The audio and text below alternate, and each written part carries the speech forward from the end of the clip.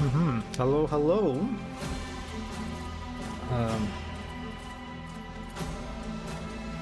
We're back to Rogue Trader. New DLC.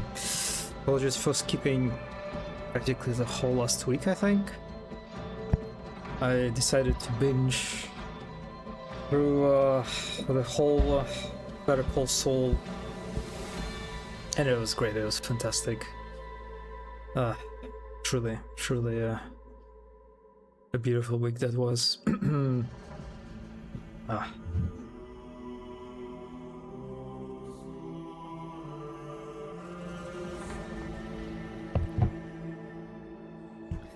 yeah, we're back to this planet.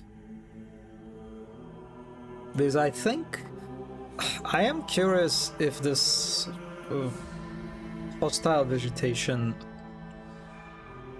it has a kind of any type of reference in Warhammer lore, but they just made it up. It definitely feels like the letter, but we'll see.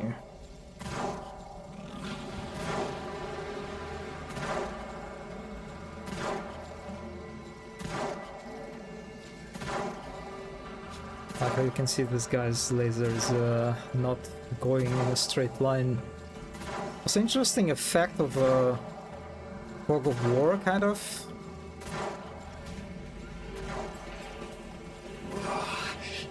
Wait, was it always? No peace in I guess it was always like that in Rogue Trader. I don't know why it kind of caught my eye here.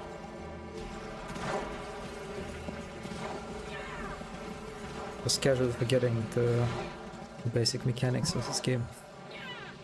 Alright, I think Vetka Dunovsky wanted to talk to us. This is where we stopped, so yeah, let's communicate. The Captain Quartermaster tears her gaze away from the slab of fibrous meat before her. Black stone glints in her ruined eye socket. It is good to see you, your lordship. By your leave, I would like to discuss the regiment's oaths with you. And what is it? What is it you want to discuss regarding the oaths? Our oaths of royalty, your lordship. When you return victorious from the Drower's lair, Isdrug is going to challenge you. I wanted to warn you.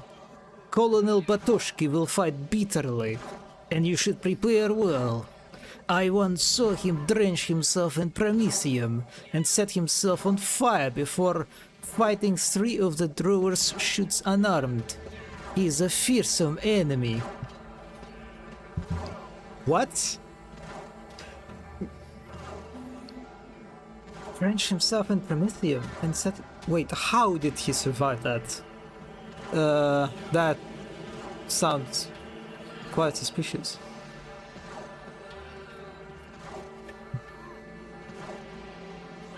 Why would he want to fight me? You said yourself that everything has already been decided. And why do you praise the God Emperor even when all seems lost? Why do we struggle to survive even when we should surely perish? Because we have no choice but to fight against the inevitable. Isdrug will battle for the regiment even against the Emperor's angels. As the handbook states, the only thing a guardsman should fear is the failure to do their duty.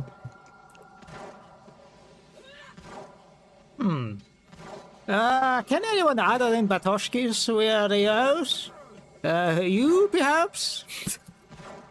Dunovsky remaining eye widens while a thin, translucent fluid trickles from the other ruined socket. That is against the handbook, your lordship. It states, one must never conspire against the commanding officer. Your words are a trial will pass with honor by rejecting them. Why shouldn't I simply execute the colonel?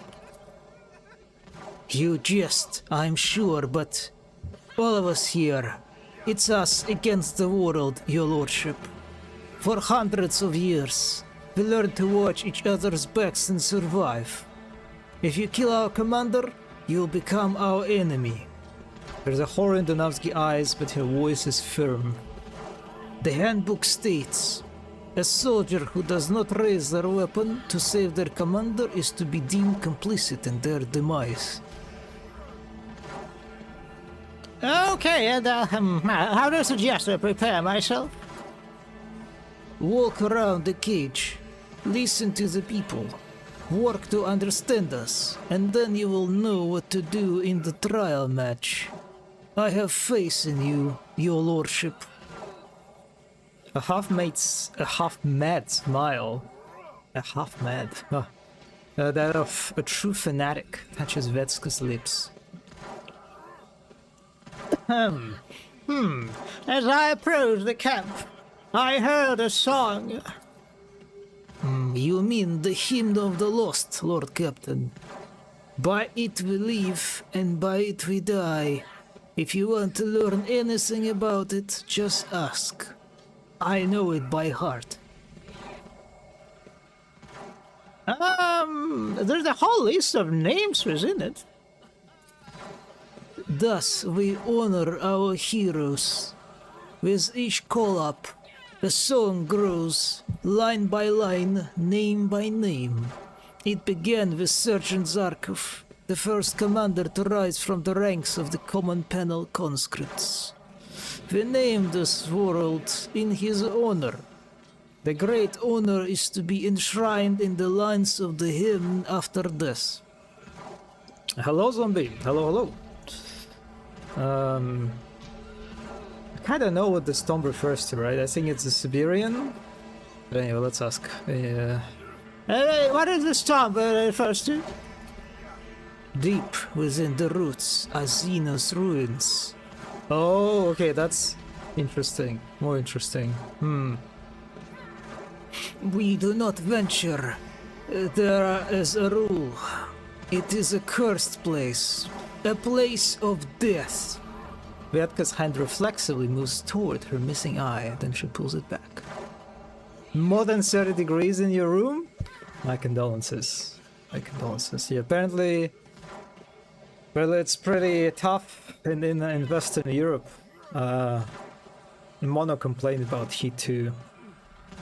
But in St. Petersburg it's very nice. It's like a little bit above, around 20 degrees here, so yeah. It is a pleasant summer. Its lyrics are not exactly cheerful. It reminds us that our survival is built upon the bones of the collapse that came before, and that upon our own bones will our children grow. It speaks of our duty and of atonement. Okay, yeah, that was interesting. What do you know of the regiment's homeworld? Merov is a world that has nothing but metal and throngs of people. Every one of them lives, serves, and dies in the name of the God Emperor. Our stories say the brother generals have turned their backs on his light, and now they do whatever they please to regiments like ours. I think so these stories are exaggerated to strike fear into recruits. If we can serve the God Emperor among the stars, why concern ourselves with some brother generals? Yeah, unfortunately I don't know anything about this. This world and the Penal Legion that comes from it. What is the connection between your regiment and my dynasty? Your illustrious ancestor, Siberian von Valancius, saved us from the terrible fate of obscurity and took the first call-up into his own service. He gave us good uniforms and weapons, and then there were the von Valancius gifts.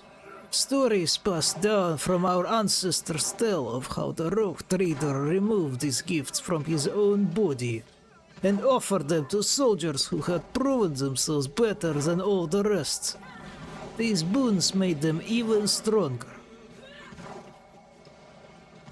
What did you say he removed from his body again? Augmetics, your lordship. In our songs, it is said your ancestor possessed so many gifts that he could share them with others.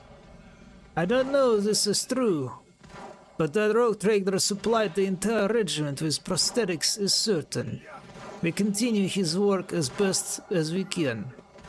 Vetka demonstratively clenches her metal hand, which is tipped with claws of bone. Do many people here support Batoshki? Yes, your lordship. Your arrival is bound to bring change, and few people are fond of change. Some believe that rejoining the Imperium will lead to trouble because of the regiment's history. There are others, like myself, of course, who have no fear of meeting his servants, and we look forward to the day when we can return to serving humanity. These disagreements have never been anything more than a reason to chew the fat on patrol, but now, regardless, all of us will swear the oaths. You can be sure of that. If anyone refuses, we will grant them the final atonement ourselves. So I hope these characters, Batovsk included, will get voices, at least in some scenes. What can you tell me about Zarkov? It is a world of terrors.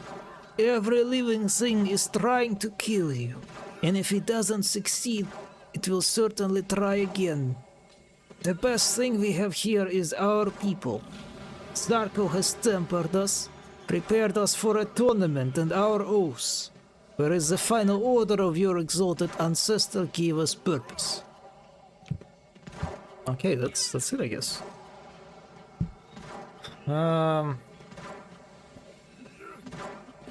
I found a shuttle in one of the neighboring worlds. It contained a recorded message from a Merovian regiment. She reverently makes the sign of the Aquila. With her prosthetic, the sight leaves quite an impression. God Emperor, after so many centuries, Ruben Koroshovach, the 32nd Regiment's greatest hero, whom we remember as the Departed. He boarded the shuttle the first Kolab had discovered and went to the stars with a plea of help. He knew he would die out there in the void. He only hoped that our plea would be heard. I wish to learn more about Zarkov. Oh, okay, I did learn already. Alright, so that's it. Hey,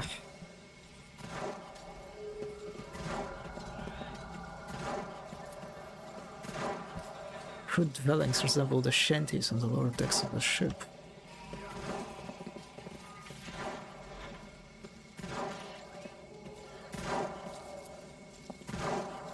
Makeshift workbench designed for both handcrafting, stubble rounds, and carpentry.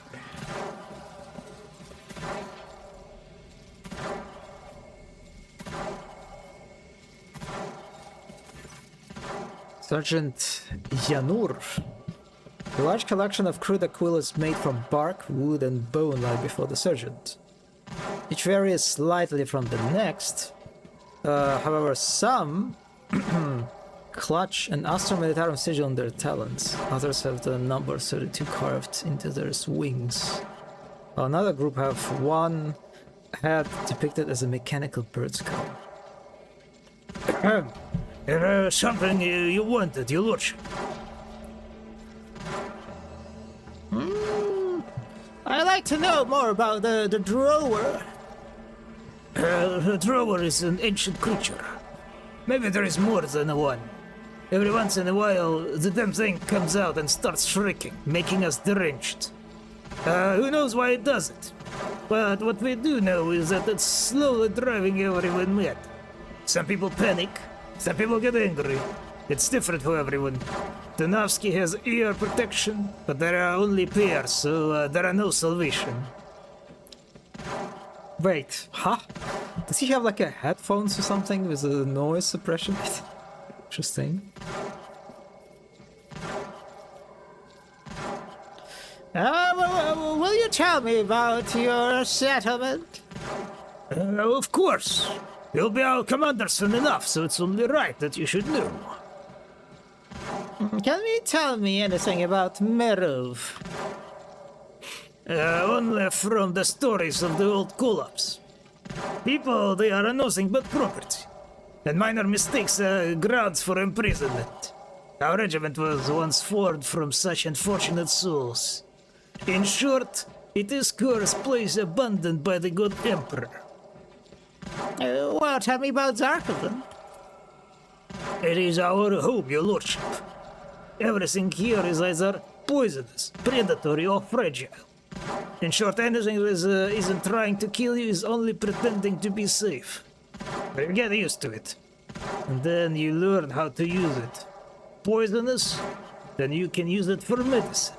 Predatory means it's edible. Hard to kill? You can probably use its skin for armor. I just wanted to say that it's a little bit sad how none of my companions have any reactions. And the moment I want to say that Irlit has a reaction, nice. How fascinating. Monkey who could not subjugate a world have been forced to submit to the planet's laws instead. Your species is remarkably tenacious in its own survival. Batoshki and Donavsky are senior officers here.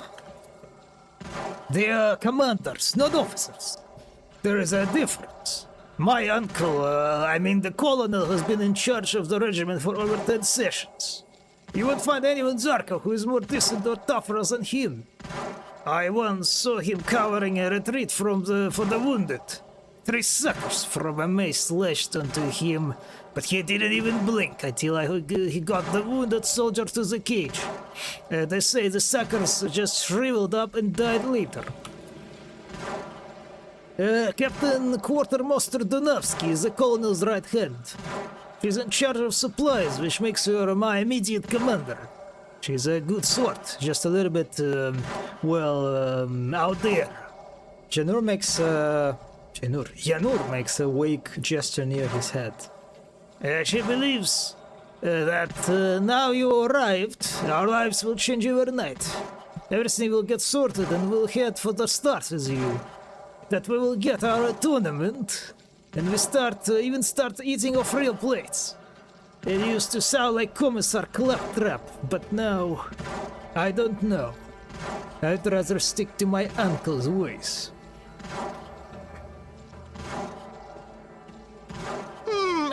You disagree with Captain Donavsky? I am with Colonel Batoshki on this, your lordship. There is nothing for us out there in the stars. We're born here and we must die here. The songs say our regiment used to serve as a cover for the cleaner regiments and rot in the mud for them too.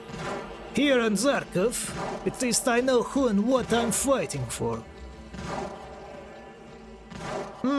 So your direct commander is Donavsky, but you're a supporter of Batoshki.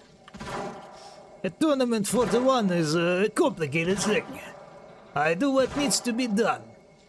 And I have no complaints about Vilka. Before your arrival, this was just an excuse to bubble. Besides, Isdrig's my uncle. He raised me after my parents died. Turning on him would be as bad as what the brother generals did.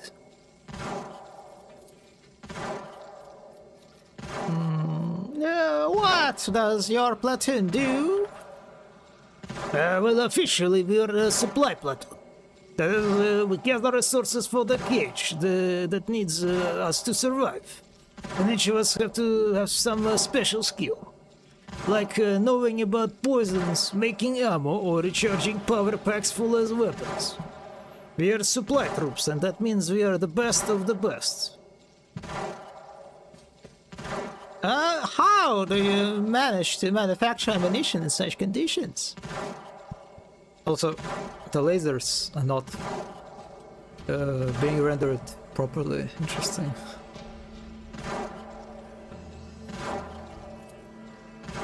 There are these explosive flowers around here.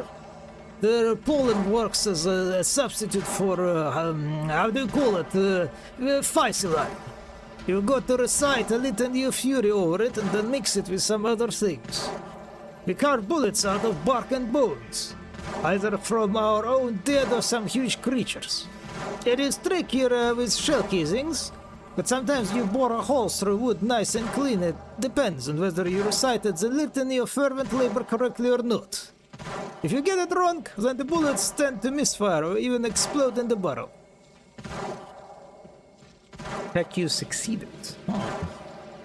For the casings, you could use something that burns easily but hold its shape. I think I saw some kind of coarse paper around here. That's a great idea, your lordship. The casing will burn on its own as long as you clean the barrel once in a while. When we have time, we'll do some tests. Maybe the captain quartermaster was right. We should find new ways to serve the good emperor instead of just clinging to the old ones. I am registering sacrilegious interference in the rites of servicing the gifts of the Omnissiah by the laity. I insist upon the cautionary servitorization of those responsible for the arsenal's upkeep. Very, very nice input, Pascal. Why would supply troops need to know about poisons? Plenty of poisonous menaces growing around here. But, your lordship, poisons can be used as a softening agent, medicine, and all sorts of useful things. And if you mix it right, you can even make sleep water. Sometimes we need it bad, especially after a rough few days in the roots. Is it that hard to recharge a power pack? Well, maybe it is easy for you. You probably have some charging things back where you're from. But we don't have anything like that. But you can throw a battery on fire. There is even a proper name for the ritual, but I can't remember. The problem is that sometimes the battery just explodes. It's risky. And the rites ruins them eventually anyway. So the ones who know exactly where to put it in the fire and how long to let it burn, they are valuable soldiers. Pascal's voximeter produces a barely audible sigh of sorrow, one that shifts into a quiet binary clitony.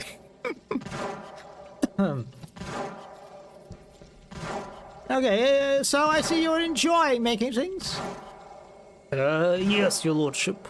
I carve things for myself and for the fellow. And sometimes I take commissions.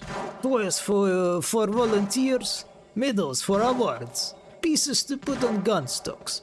Sometimes I help with prosthetics, but I also do it for the pleasure of the thing. Okay. Oh, now the lasers are back to the normal. Yeah, another thing that I am very happy to see is that Rogue Trader... Oh, this guy is just kind of clipping through them. Unlike many modern Warhammer 40k media, it still depicts the last guns a kind of old-fashioned way by showing us lasers, you know, that these rifles shoot reddish lasers instead of these like piss yellow like I don't know, blaster rounds or something that GW started enforcing somewhere, I think, last summer? Oh yeah.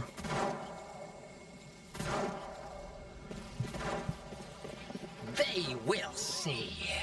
Oh yes, they all will see.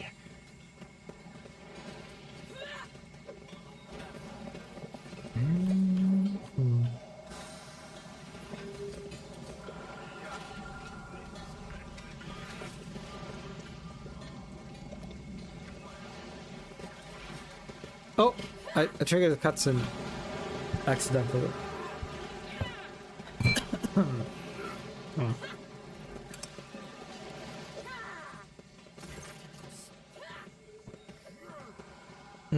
Those standing before you look utterly spent. Dark circles ring their eyes and their movements are jittery and frantic. Every sign speaks of people pushed to the very brink. What is there to celebrate? Patochki speaks the truth. They'll take us all and toss us into the grinder as the cannon fodder. And then, what is there for us here? To chew on vine leaves and shake with fear? I would rather die for the glory of the good Emperor among the stars.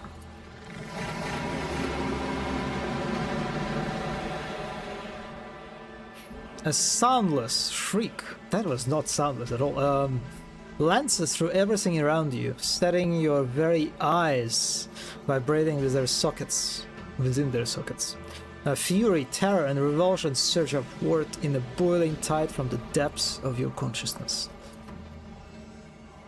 Willpower has succeeded, but the feelings break against the unyielding rock of your will. A woman with a bone plate over one eye draws a knife and moves to plunge it into the man standing opposite her.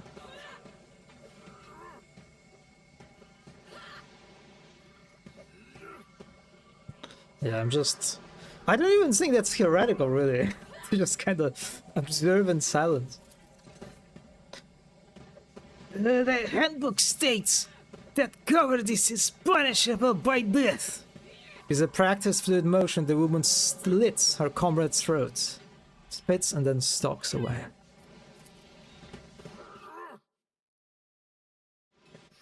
No, the corpse it's gone.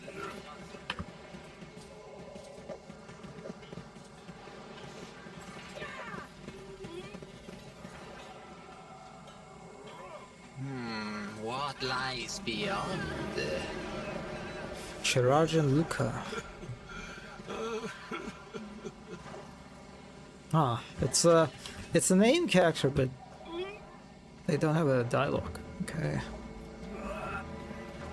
Oh no, they do have. What? Huh? Weird. Maybe I misclicked somehow first time. The makeshift hospital is a hive of activity. Here and there, the wounded moan through gritted teeth. A man wearing a chirurgeon's armband and the lieutenant's insignia stands at one bed examining a patient, while a young assistant with the rank of a surgeon rushes about. There is nothing that we can do here now. I'm sorry, Yowaka, but your chances are slim. Yowaka's taught half the regiment how to shoot. His god Emperor's given talent as an instructor. Ah, Sergeant, this is a part of our duty. If we make a futile attempt to save one doomed man, we will lose him and a dozen other soldiers we could have helped. Toughen up. Luca, I understand. A tournament for the one. Go and save some others. I'll just manage on my own. I don't want to be a burden.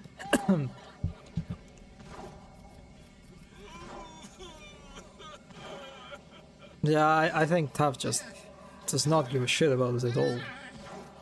Yeah, let's give the Emperor's mercy, I guess. All we can do now is grant him an easy death, I guess. Yeah, well. Please, I don't want to suffer. It's time for a tournament for the one.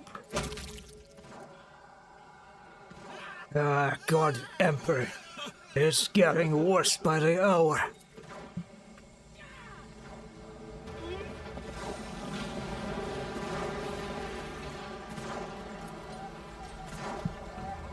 Within the fleshy walls of a plant, you can see the outline of a human body floating in some kind of fluid.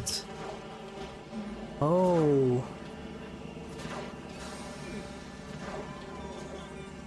It's kind of unfortunate that this asset does not really convey that at all in any way.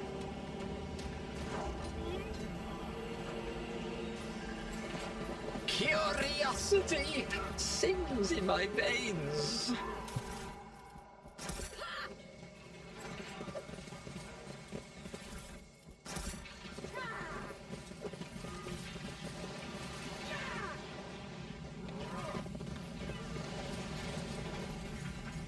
Oh, there's a Lord Xenos check.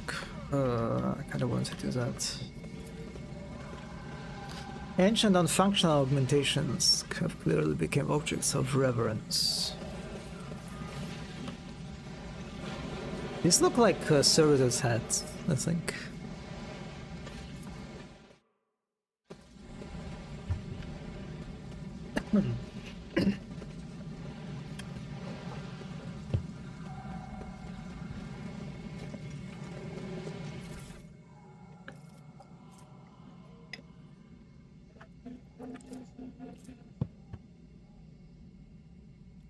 Jesus Christ, that's a lot of positive effects. And we have Siberian von Valancius records. A sheet of paper covered in a tiny handwriting. I, Siberian von Valancius, the God Emperor's anointed one, his instrument at the Corona's expense, and the tamer of all things, thanks Xenos, commit these words to vellum, lest I be lost to the heart of the savage world. To Colonel Zbretsic, commander of 32nd Merov Regiment. Did I pronounce it right? Even remotely right, I wonder.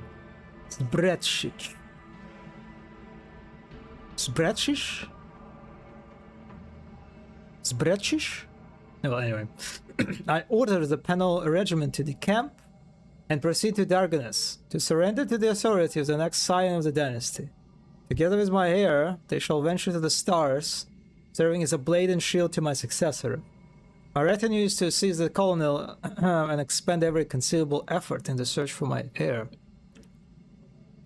Further instructions shall be left in locations separately agreed upon with the parties concerned.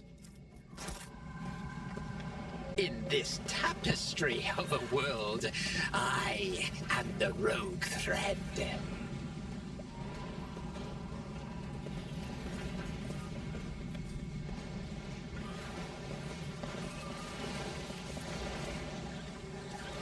Judging by the drover's shoots, this creature cannot have formed spontaneously.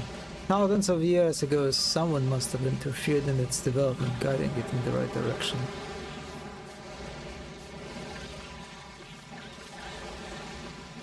Yeah, that's quite a fight here.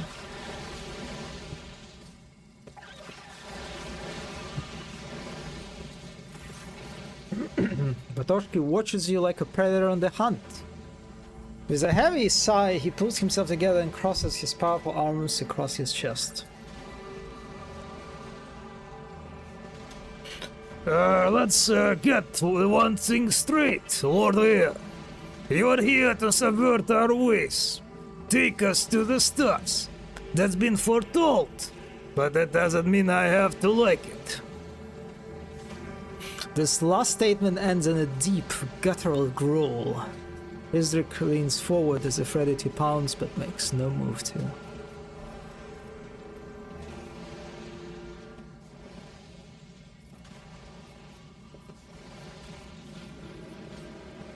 I opened Siberian's stasis container. His logs were inside, and within them, orders for your regiment. With all due respect to your most holy ancestor, his orders are of little use now. Keep them. After all, it is your legacy.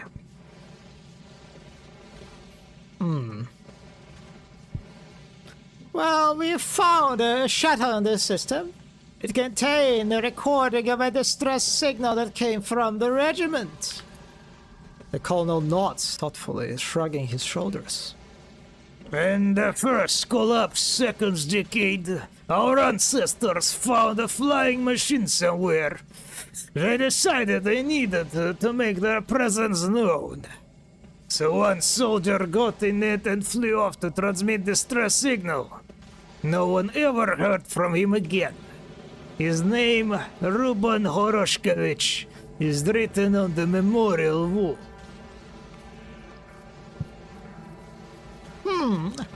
Rats and insubordination?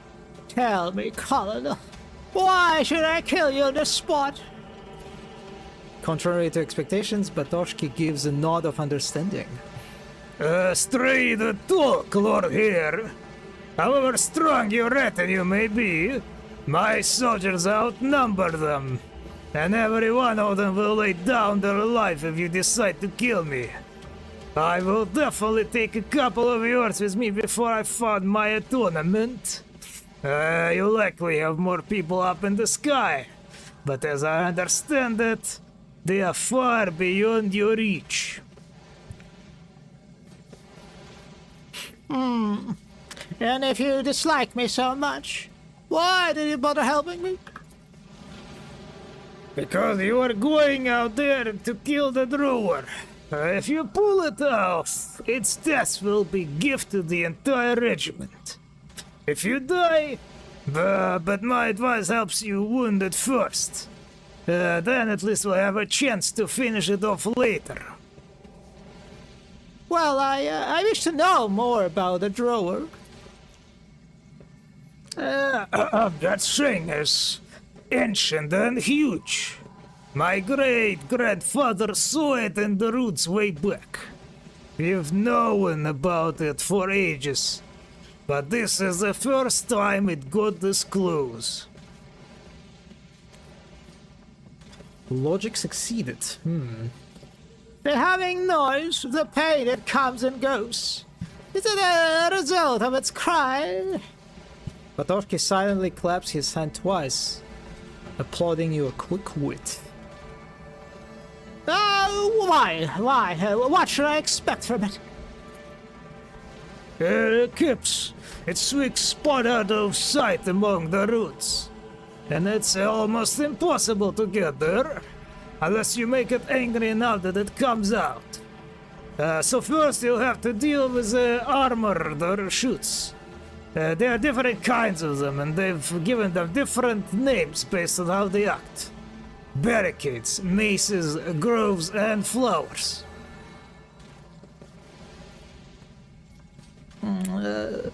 Barricades? That doesn't sound very apt.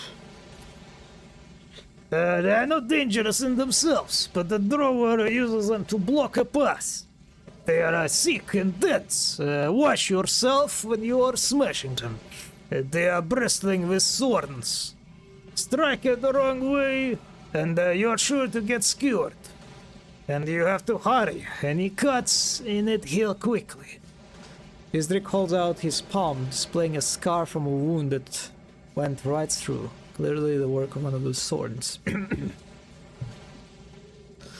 me about the maces. Yanur tells me you have seen them already. You recognize it at once. It's a long wind with the swords on the end. The colonel bears several ugly scars on his arm. It carves you deep. You'll bleed to death before you can blink. The creature can also spit its sucker at you, one slip up in your shriveled husk. If you manage to hack it up good, it will try to dive back into the roots to regrow elsewhere. But there is a trick to it. Catch it with a burst of fire and the mace loses its nerve and stays put.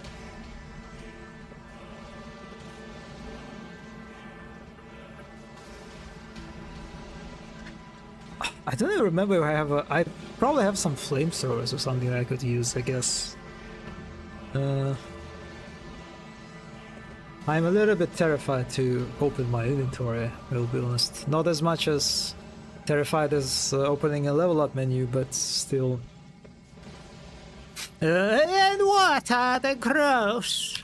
No, I wanted to click on another. Anyway, the flowers. Let's ask about the flowers. Batoshki smirks, bearing a shin, hideously scarred by an acid burn. It spits globs of caustic sap. Anything the heat gets sizzled. It also sprays pollen for some reason. It seems harmless enough though, but if you see a flower dissolve into a puddle of acid, Don't think it's safe for a second. It's just another trick. Wait a little while, and that flower will be back up again.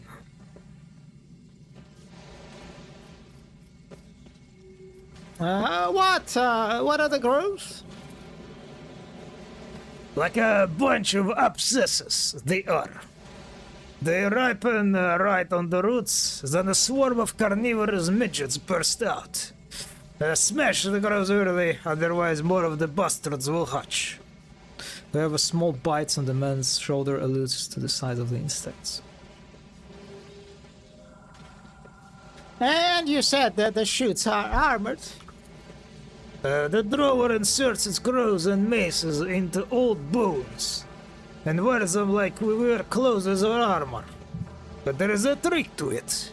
Fire makes the draw tremble. That makes the growths either break the armor or shake it off. Isdrik makes a dismissive motion with his hand and scoffs. No, I did not get any scars from the armor. So it fears fire.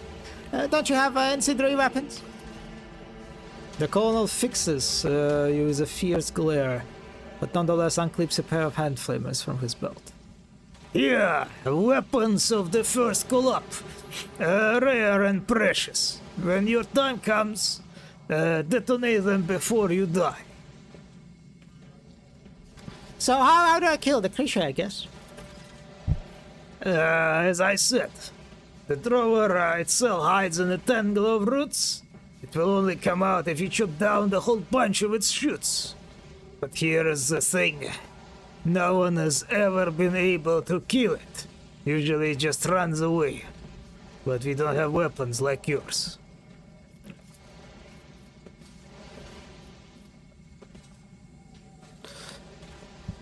What's that thing anyway? Where did it come from? Who knows? It's not really a beast, more of a weed. So it shows more wit than your average recruit in the way it uses bones, and how it's always popping up here and there. We've even got legends about this thing. So, you fought it then? A longer time ago. I'll just become colonel. Out it came, not very close, but still close enough to be a problem. It almost gobbled up one of the outposts. My father and I took a squad and went out to attack it. They all perished, and my father took our remaining grenades and leapt into the drawer's maw. The beast ate its fill and slunk away. I should have founded my atonement there, but I made it out. If I hadn't been exposed so much of its poison as a child, I would have died there.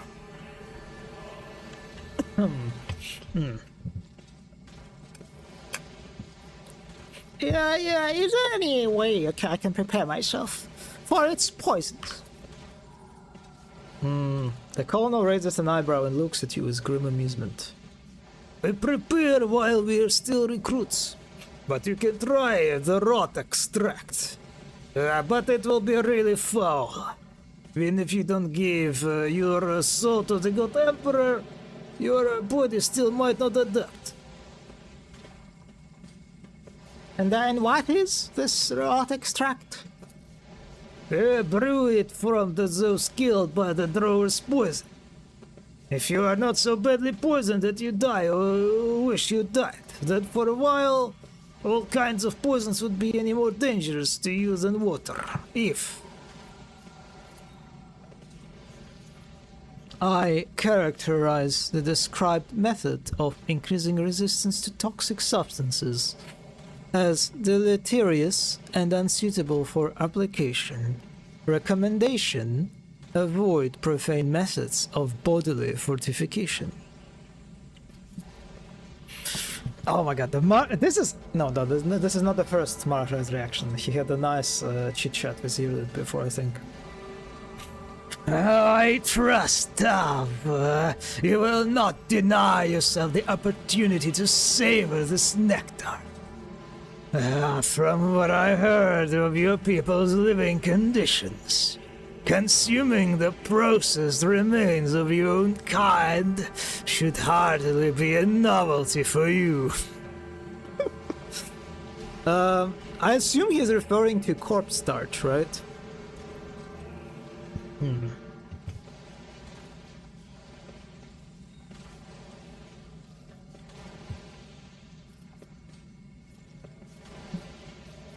Okay, let's accept it, I guess, sure. Very well. It's worth the risk. Batoshki nods and barks out a few orders. The Sergeant Chirurgeon soon appears with a flask and a cup bearing the crest of the Astra Militarum. After waiting for the Colonel's nod, he pours the content of the flask into the cup. The heavy odor of rot permeates the air. Well, your lordship, not having second thoughts, are you?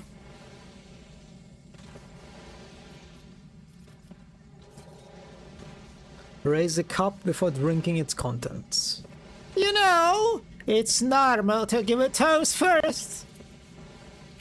Well, as we say in our regiment, to your good health. Yes, the здоровье. Batoshki watches as you tip the contents of cup down your throat. Karu's task succeeded. Almost instantly, liquid flame spreads throughout your body. Pain pierces every nerve and begins to slowly recede as your body adapts. A large tremor hits you and sweat instantly soaks through your clothes. You are not dead, at least, my lord here. That's a start. I have to give you credit for courage, and that's not some commissar claptrap.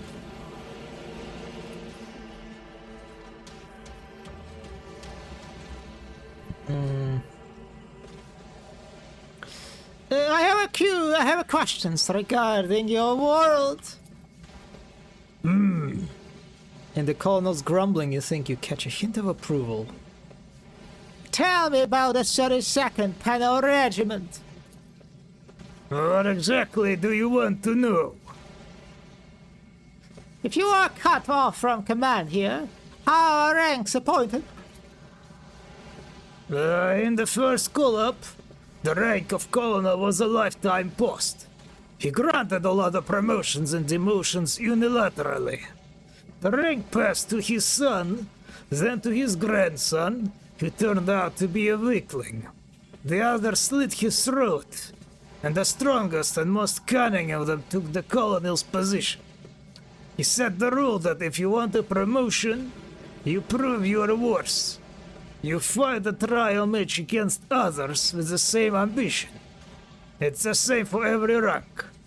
If you are aiming to become sergeant, you head into the roots with the other candidates. If you make it back, you've earned the rank.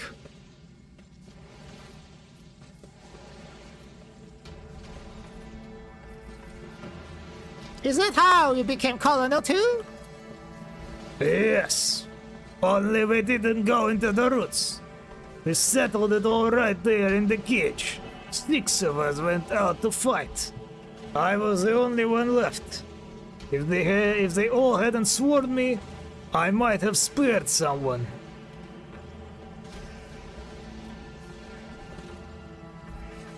Huh. Well, not the worst way to take power, I suppose. Less destructive than a rebellion, at least. That's what I'm saying. A rebellion endangers many, but a trial match is a tournament for the one. Tell me about the mayor of regiment, Colonel.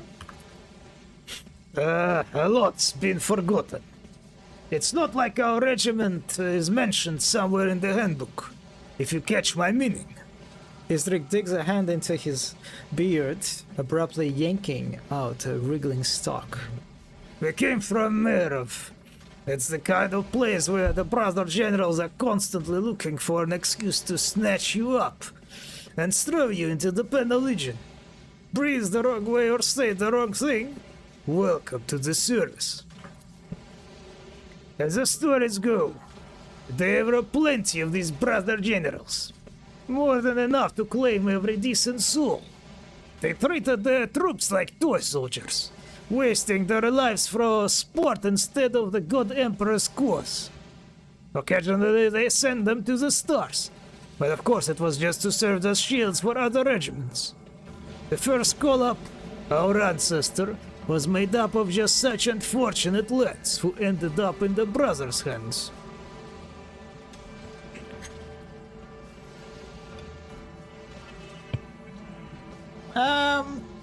Isn't your regiment a little small for you to bear this rank?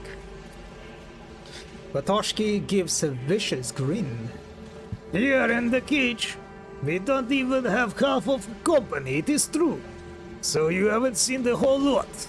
Some have been cut off by the Drover siege, and others I've stashed away just in case. Still, you have plenty of smaller outposts scattered across the world.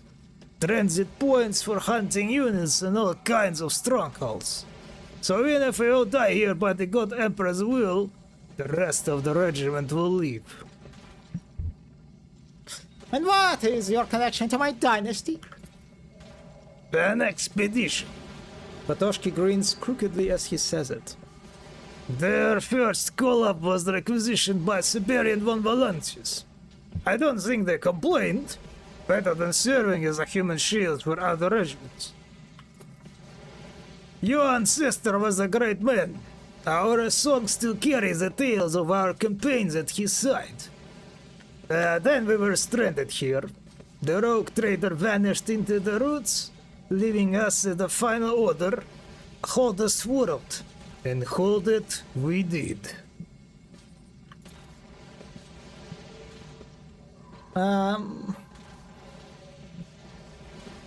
Colonel, what are these leaf cocoons with the bodies inside?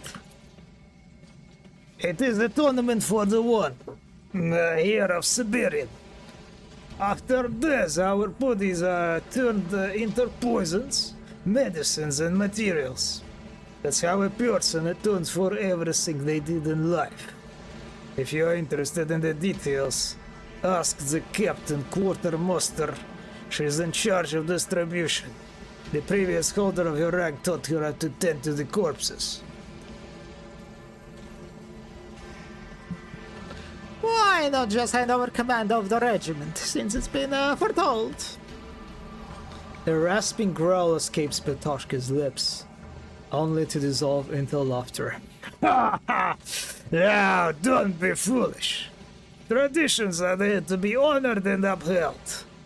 I'll face you, heir of Siberian, and make no mistake, I'll be fighting for keeps. Well, I want to know more about Zarkov. It is our home, bitter, wild, and deadly, just like us. Yeah, I agree. The environment isn't exactly welcoming.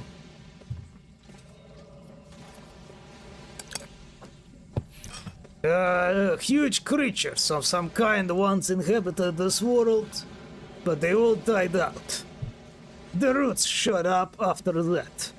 We often find a skull right in the middle of a root, or vertebra the size of the three men. It's clear as day, the roots had grown right through them.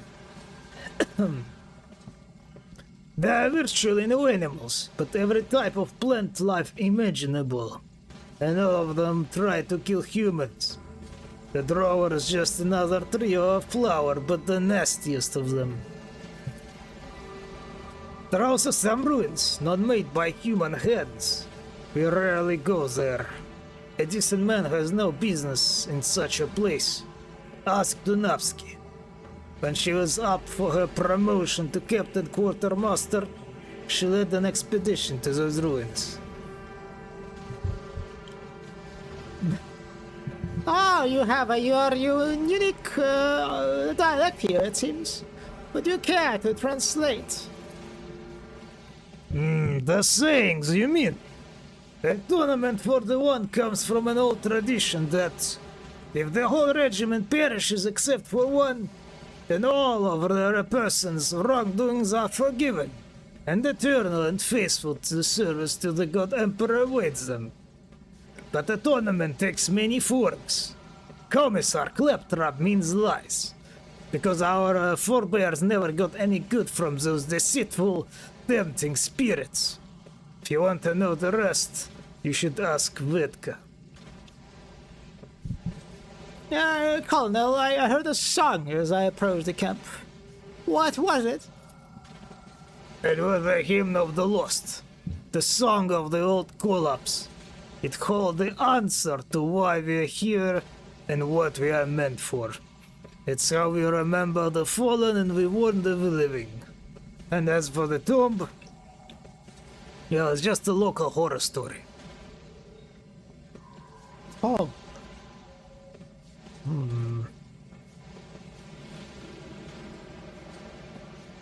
I'm wondering if it's Necrons.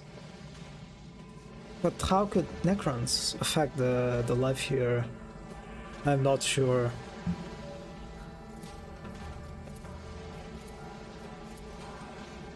One step at a time amidst the madness.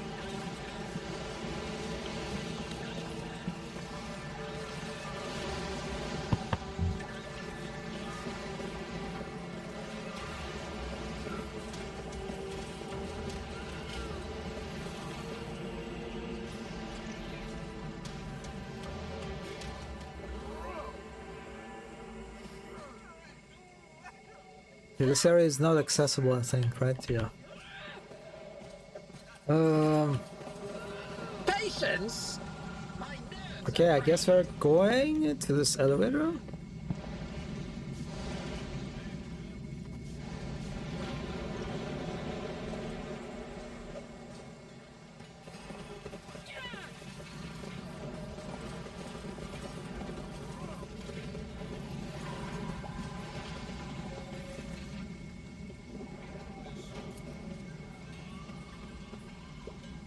The structure collects moisture from plants, which later drains into the tank.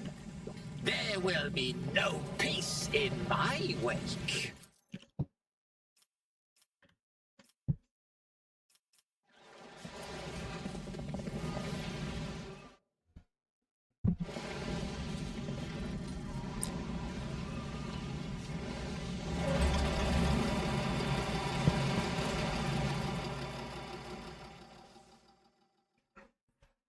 Oh, interesting. That's an imperial architecture. Ha.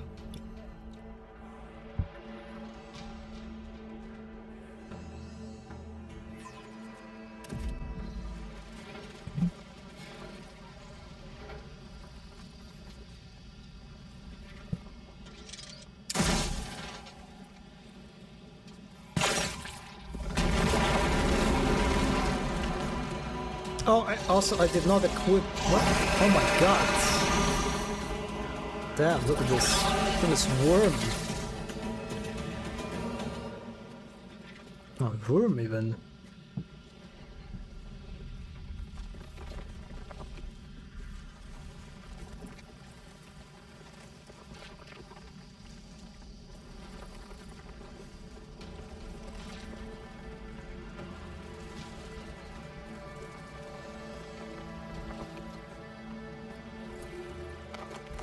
Curious creatures. Oh, I wish to vivisect you.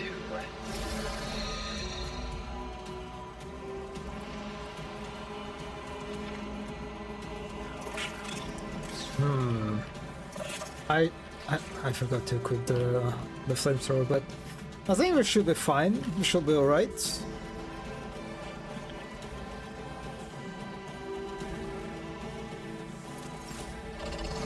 Oh, this guy has a boss fight health bar. Damn, that's a first, I think, right?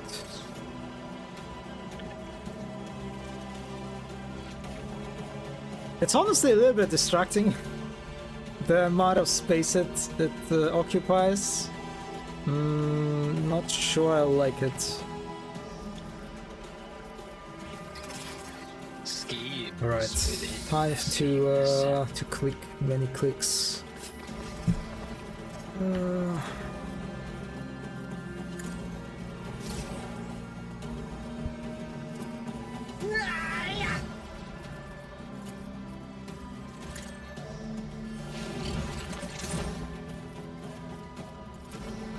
if?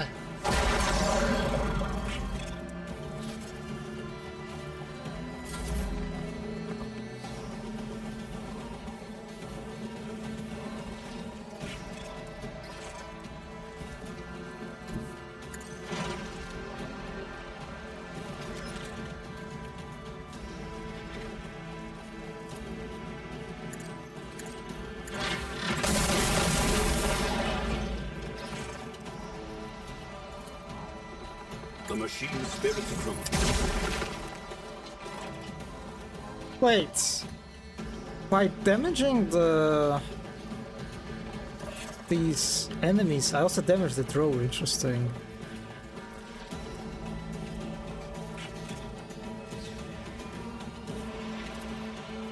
Jesus, I'm relying on you.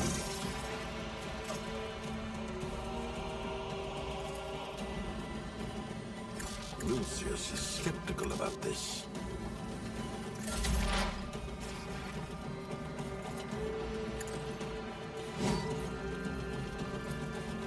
Kind of interesting how there's a sort of spatial separation, right?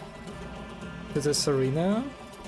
How we start in this like very small, almost claustrophobic room.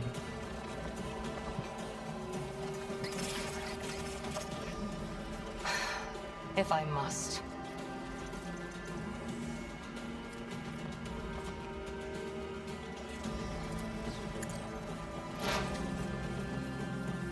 If it serves your cause.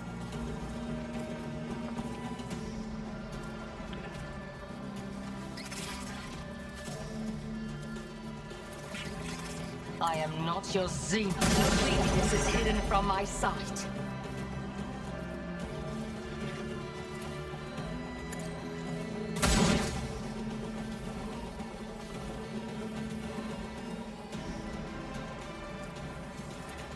Pay with your blood in the name of Kala Menshake!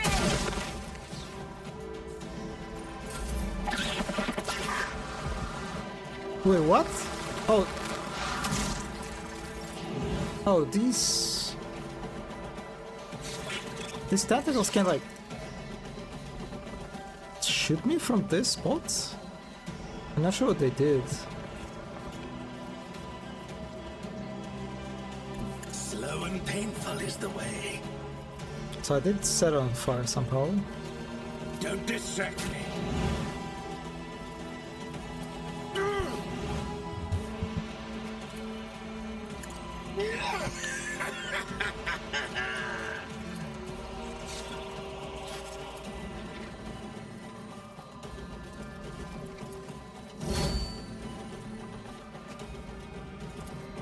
Behold.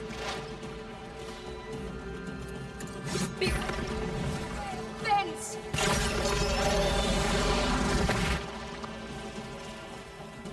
Oh, okay, there is some kind of artillery type of an enemy.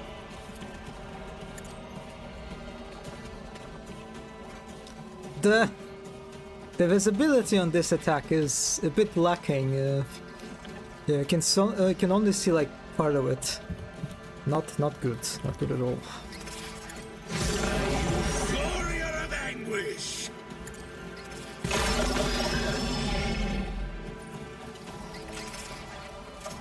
Lower.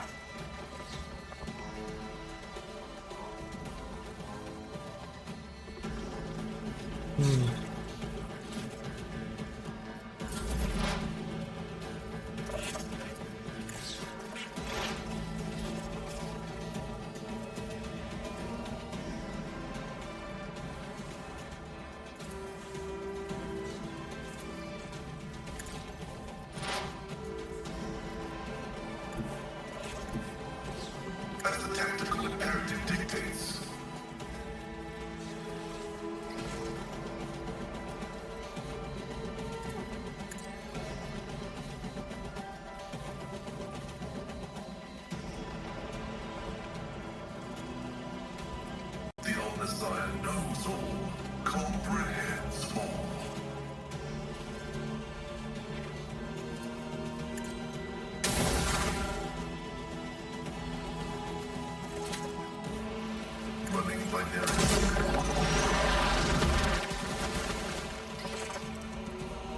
Okay, interesting. It targets a character that just killed an enemy, it seems?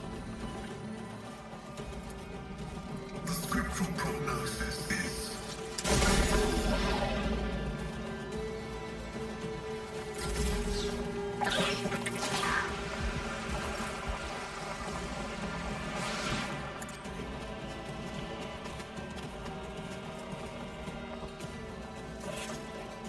Oh, Abelard has a new abilities.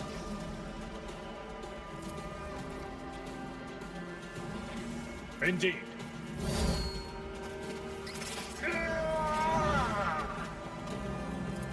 I will do my duty.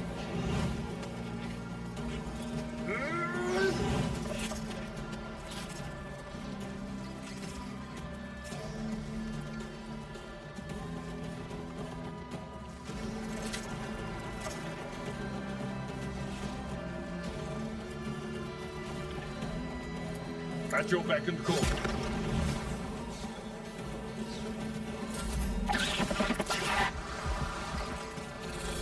Yeah, they're all missing their attacks.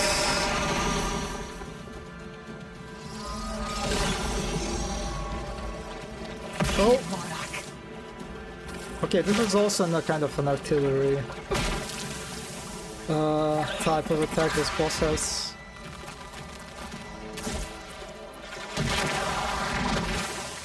Jesus.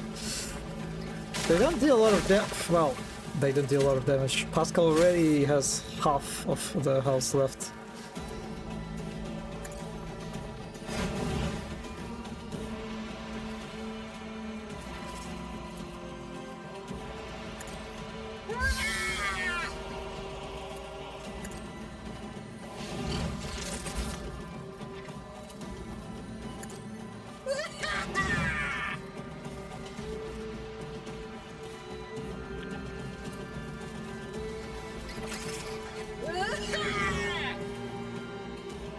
The storm approaches.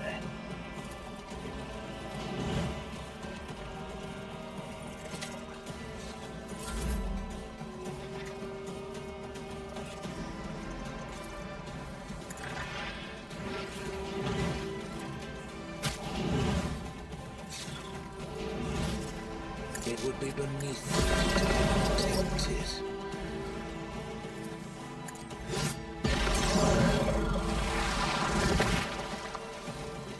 Oh, it still spawned the swarm on its death. I guess I was too late. Initiating spatial relocation. About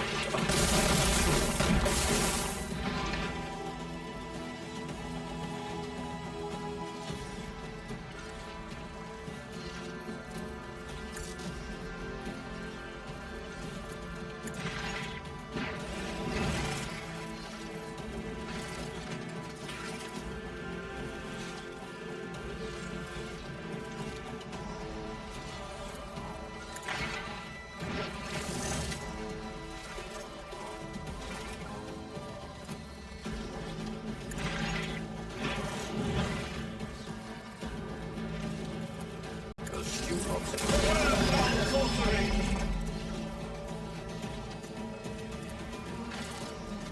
Executing command.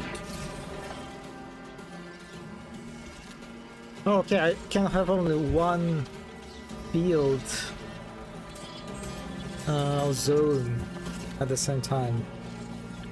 I see, yeah. I move swiftly to strike.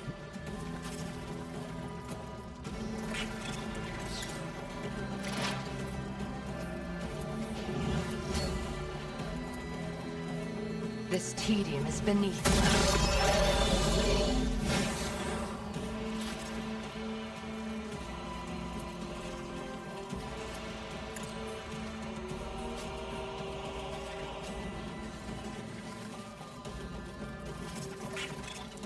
I am not your Xenos pet, monkey.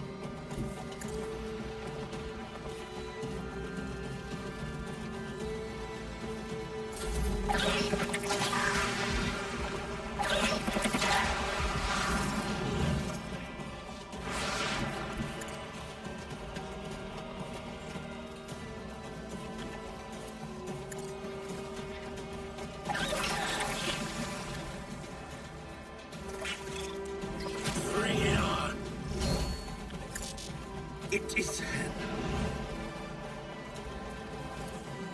Bill.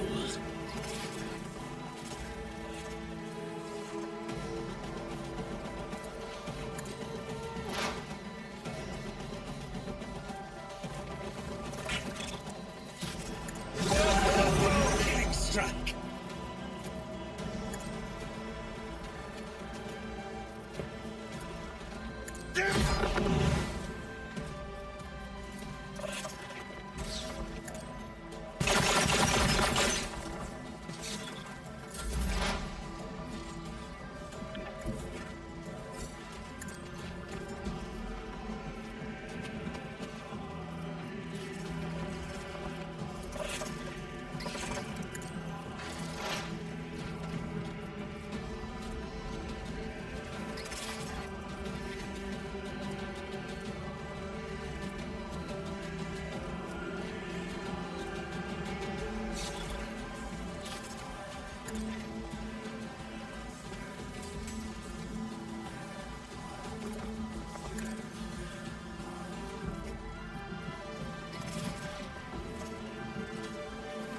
Running binary code right.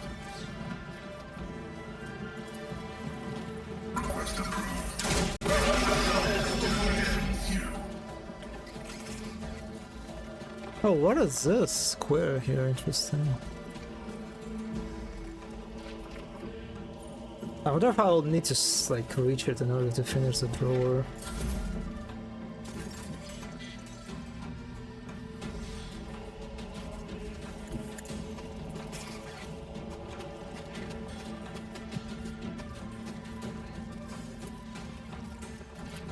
That's not the Seneschal's job.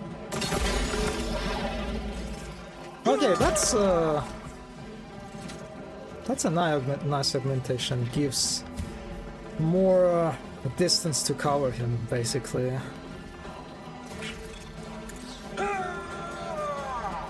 It will be done.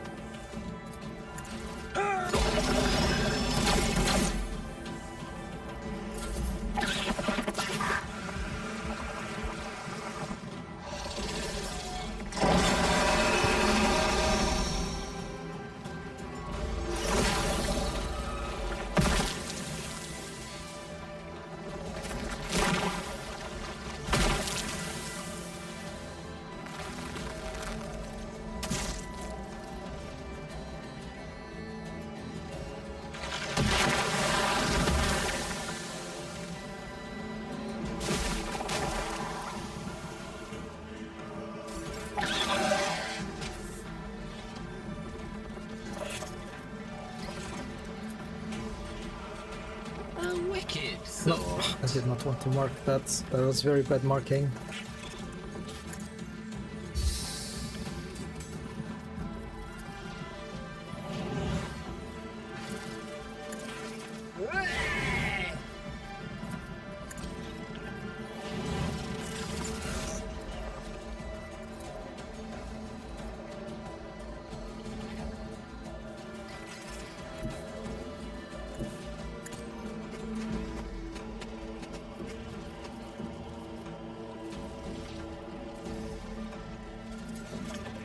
A genius at work.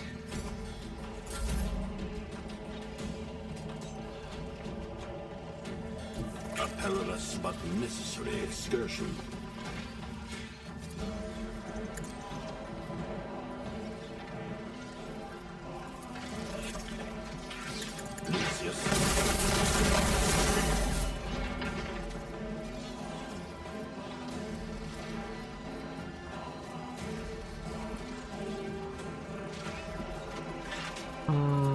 Can he? Oh, he can reach this. A valid argument. It's nice.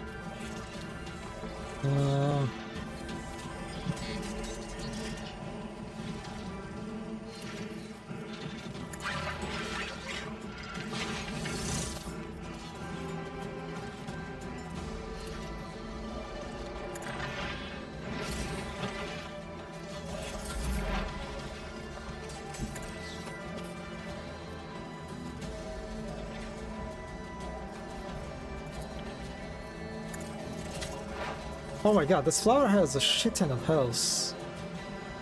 I wonder if it's even worth it to try to go for it.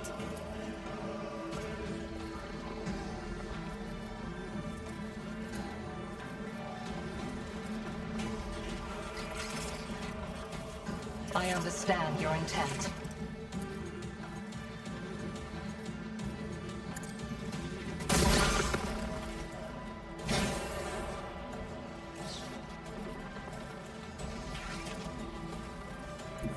I approach the designated position.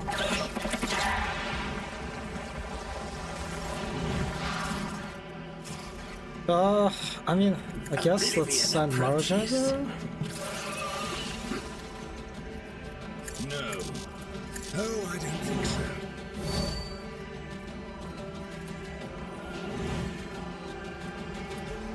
With grace and malice.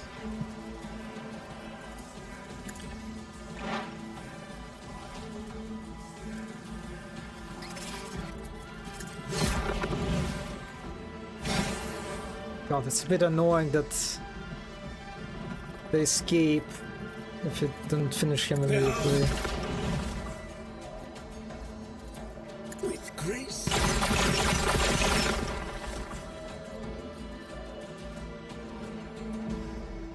I am the raving tempest incarnate.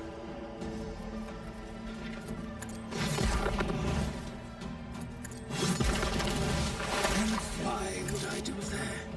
No! Oh, this one also disappears. Yes, I remember. God damn it. They're quite annoying. They really push you to be super optimal with your like damage output. Because if you don't insta kill them, or don't do it like in a few hits, they'll just escape. Ugh.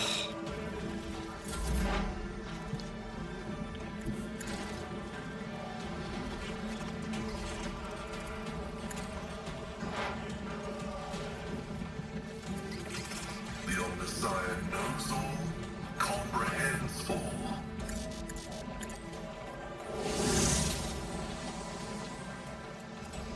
The scriptural prognosis is favorable.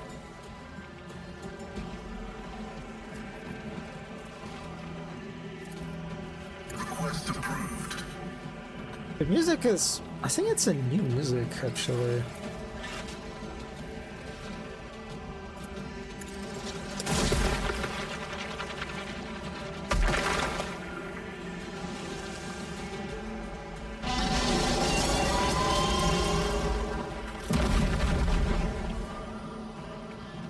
That's it?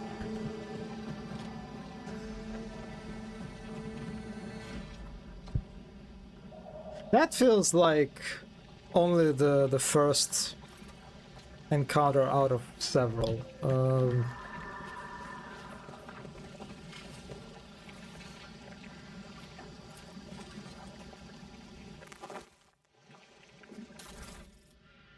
Bunch of grenades. The Rust-eaten Valkyrie with the emblem of the 32nd Merovingian Regiment is at least how much? Several centuries old. What lies beyond?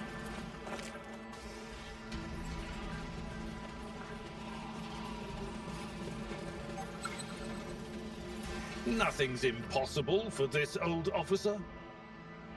Chain of crystals. Grants a +10 bonus to lore of the warp. Whenever the wearer hits a demon or a psyker for the first time in combat, the target suffers -11 willpower and perception and 1 psi rating until the end of combat. Does not stack. Yeah? Sounds pretty nice.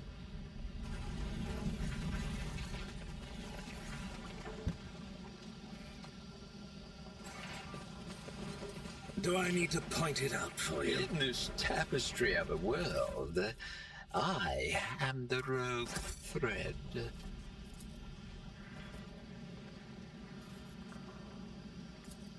Ooh, there, done. The symbols on the ground hold no sorcerer's power. The creator attempted to invoke both the God Emperor and the forces of the warp, but was ignorant of how to do either.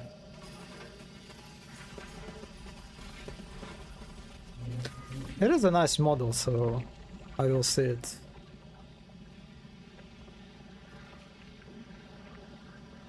Kind of cool that you can see a skull sticking out of it.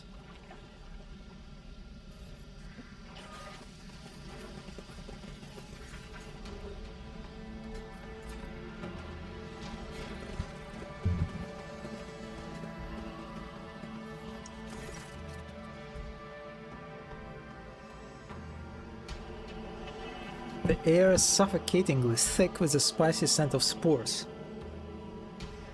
A modest-looking sarcophagus stands before you. At its base rests a desiccated corpse, clad in robes, bearing an insignia. Okay, let's inspect the body. A cluster of flowers has bloomed across the remains of the unfortunate agent of the Golden Throne. Hmm?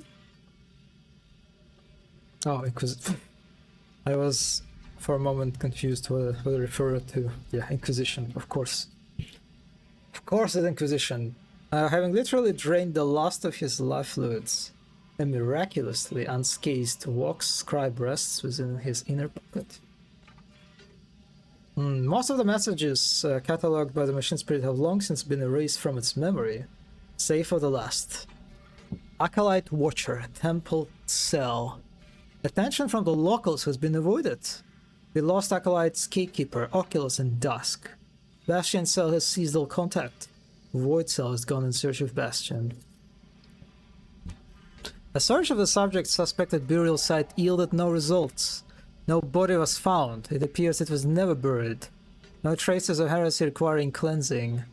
We continue to search for traces of Siberian von Valantius, and to purge possible new traces of his heresies.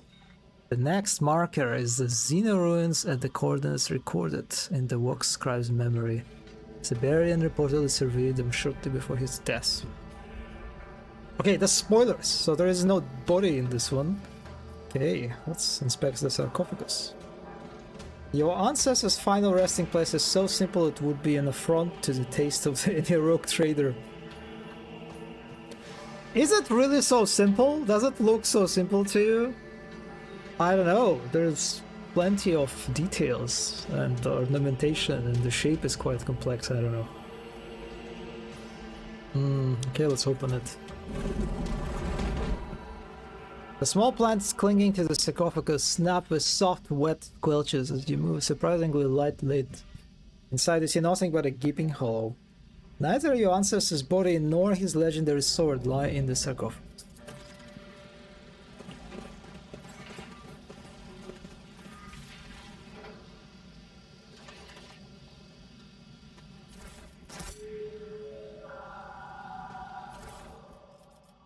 Another... Oh, it's a flamer. I'll take it. Curiosity sings in my veins. It is somewhat surprising. What is it? Heather Journal.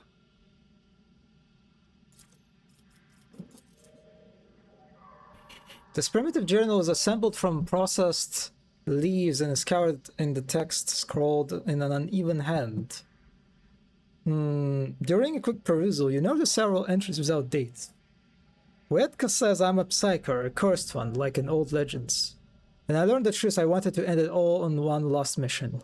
Tvedka said that the God Emperor has a different design for me. The handbook says that the psychers can reach out to other worlds. I must try. Atonement for the one for me. I'm trying. The God Emperor is my witness. I'm trying. I draw the symbols I see in my dreams. I scream without words. There's only silence in return. I thought it would be simple and easy. You call out, someone calls back. But I waited 20 nights by the campfire now, and nothing. Edgar comes by sometimes to engorge me. She said next time she would bring something special. The extract worked. I'm not sure what Vedka put in it, but I fell asleep almost instantly. And in my dreams, I heard A call, a scream, a howl, a song, all at once. It answered my pleas, it heard me. All this time I had been doing it all wrong. There is no atonement, not for any of us. No one will answer us from the stars. What sang in my dreams came at my summons. It is a drower. The creature Isdrik warned us about. It is getting closer, slithering towards me, reaching out with its claws. It should have left when I learned I was a psyker. Vetka, if you read this, damn you. It was you who gave me hope. You who made me scream into the void. You who brought the drower to the cage. Only one thing remains for me now. To try and kill it before it reaches the cage. My final mission.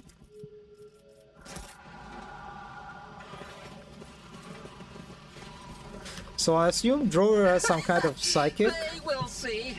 capabilities too? Yes, indeed. They all will see.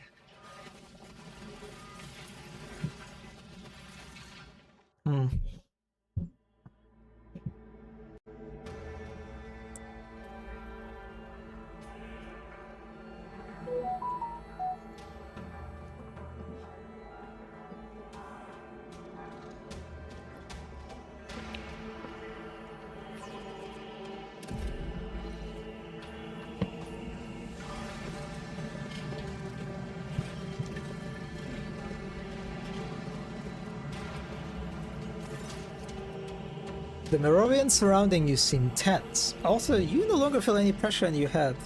They seem to still be suffering from the lingering effects of the Drower's screech. Isdrik Betoshki fixes you with an expectant look. The drower is dead. We knew here of Siberian. As soon as it died, we could all breathe a little easier. There in the depths, I discovered a corpse. Betoshki watches you expectantly, like a beast coiled to spring. But the Captain Quartermaster's eye widens in terror, her lips silently mouthing. Don't.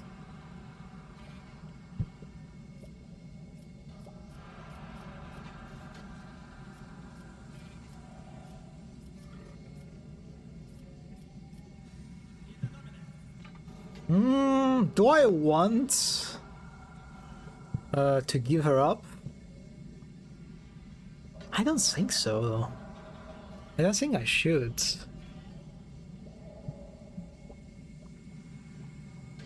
I shall have my people transported to the flagship.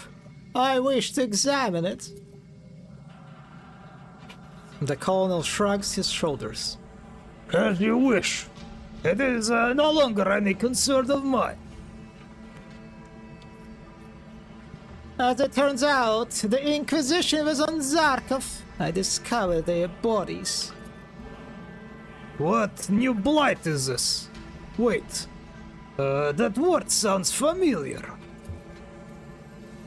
We have songs about the God Emperor's secret servants, but we would never have been able to recognize them. But why? They are dead. Betoshki cuts her off. What is dead is no longer a threat and can wait. We have more pressing matters. I presume this isn't a ceremonial visit.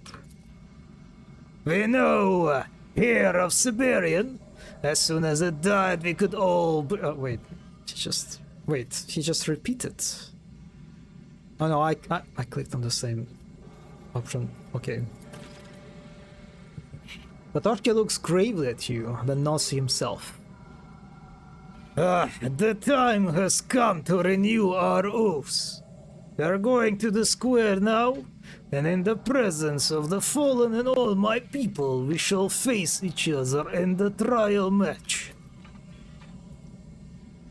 Abelard studies Betoshki's face intently. A curious tradition. I trust you are fully aware what will happen to you and to your entire penal regiment should the rogue trader von Valancius suffer so much as a scratch. Captain Danowski nods to you and then turns to the people gathered around. Tav von Valancius, heir to Siberian and our rightful ruler, has proven himself by slaying the drawer. If a seed of doubt still lingers in your heart, it is time to tear it out by the roots. Watch.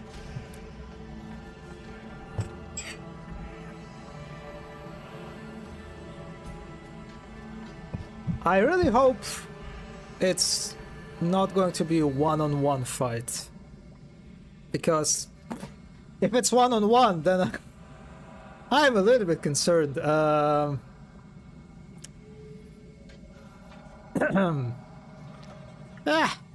If bidding you is what it takes to end all this, Isdrik, then I am ready.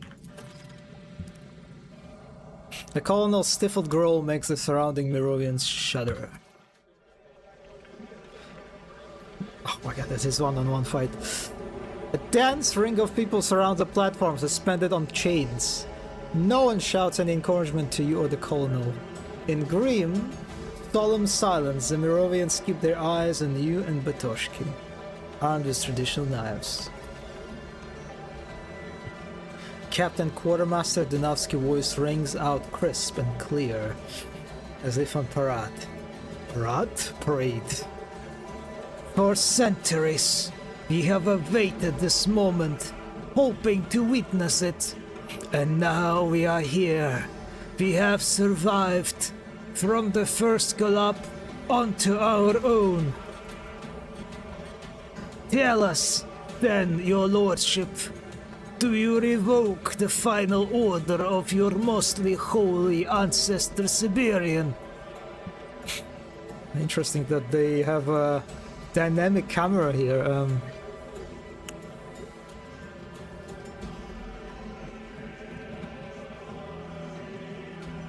And Siberian's records out to Vetka. I'm really not digging the chances on these checks, so yeah, let's go for the first one. It is not I, but Siberian himself who revokes it. Hear me, guardsmen, written by the hand of Siberian von Valancius himself. Together with my hair, they shall venture to the stars, serving as a blade and a shield to my successor. The crowd's roar swallows her final words.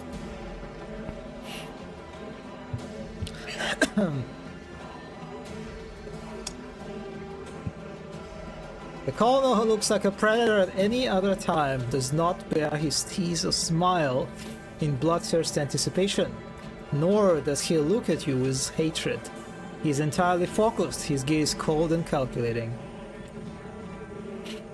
A tournament for the one, Lord here. Be it for you or for me. God, I'm so fucked. This is really bad. Okay, let's go for a bit agility skill check. Toss the knife from hand to hand, distracting Betoshki. Of course, I fail it. When you strike, Betoshki's reflexes do not fail him. Steel clashes against steel, throwing off sparks. Several slashing blows strike the colonel's body, but he pays them no heed. Betoshki circles you, looking for a weakness in your defense before striking. He remains utterly indifferent for the blood flowing from his wounds. Tav von Valancius, who descended from the stars, stands before us now, fighting for the right to command the 32nd Merov Regiment. Vetka's voice rings out over the crowd. Tell us, your lordship, what use have you for us? Well, definitely going for persuasion here. I'm not letting go of this 100% the skill check. Together, we shall go to the stars and defy the terror of space. For the glory of the dynasty. Hear me. We are part of the von Valancius dynasty. We are no longer nameless guardsmen. We are the shield of the rogue trader now.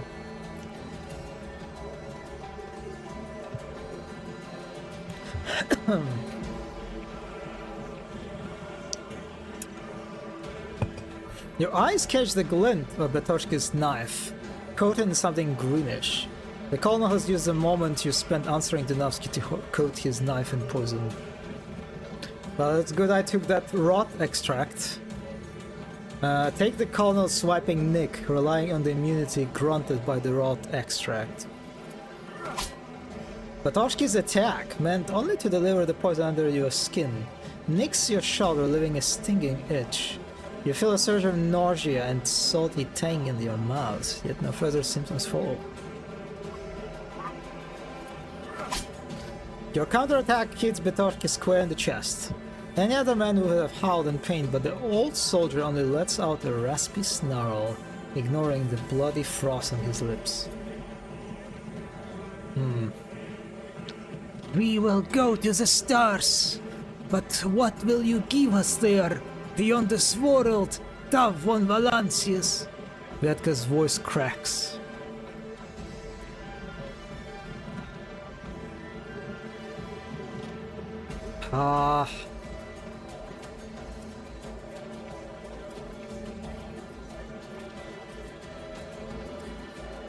Yeah, I'm not taking these.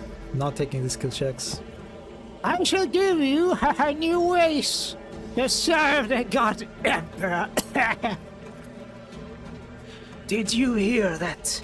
Serving the von Valancius dynasty promises a new feats of glory. Dunavsky's voice echoes between the ramshackle buildings. Eyes turn to you, full of open admiration. Isdrik spits blood and snarls.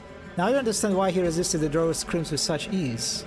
The howl of the beast in his mind is far louder. With a roar, he lunges at you, locking you in a crushing embrace. The knife slips from your hand, clattering across the floor. Yeah, we're going for persuasion here. Stare into Betoshki's eyes. It is our colonel. I've already won. Release me this instant. His green eyes widen. Feral rage gives way to another, deeper feeling. He releases his iron grip and takes a step back. The colonel's strength fails him and he drops heavily to his knee. Real force drives him. It still keeps the old beast from falling. He has no strength left to continue the fight. And yet, he rises.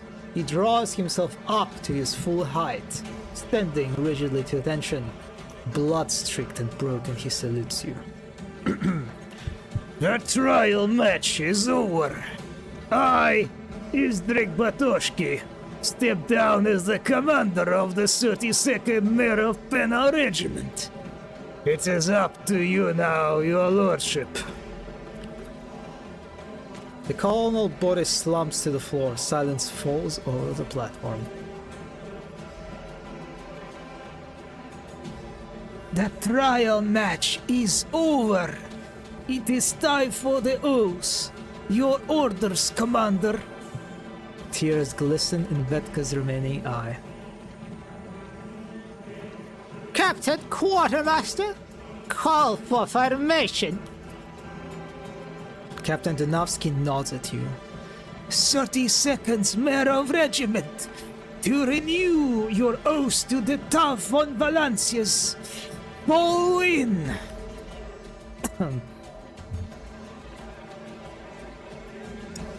That's a lot of people.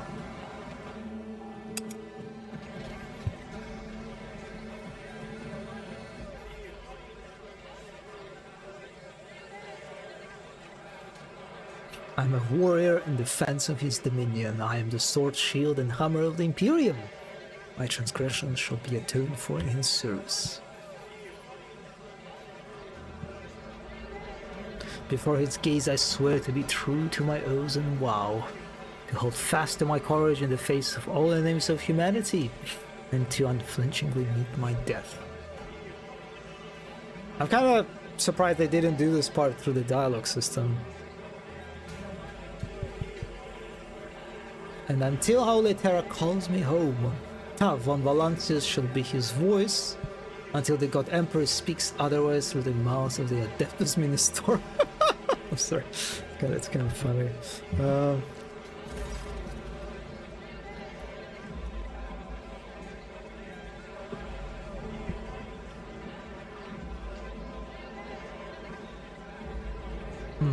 So many call-ups later, and here it is, the oath as written in the handbook. Our regiment has found its purpose and returned to duty. All that remains is for you to decide, your lordship, what to do with Zarkov and our regiment.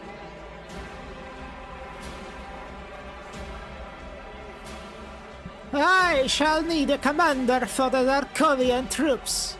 And the position of Archmilitant also happens to be open. The newly sworn-in regiment stares at you, waiting one of the first appointments in centuries.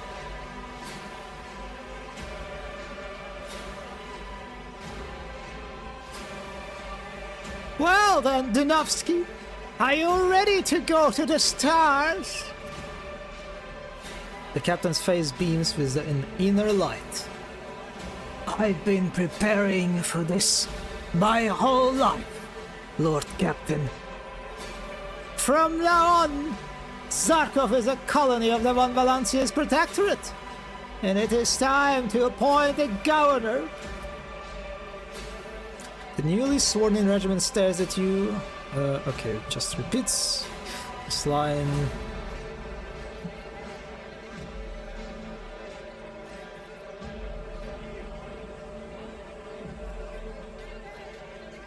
I shall appoint a representative from among those who earn to return to the Imperium's embrace.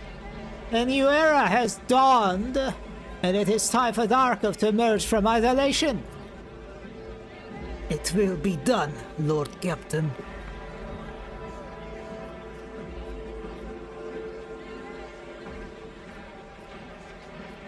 Activate walks. Finally, time to get back to Rikaf, baths, and a hot meal.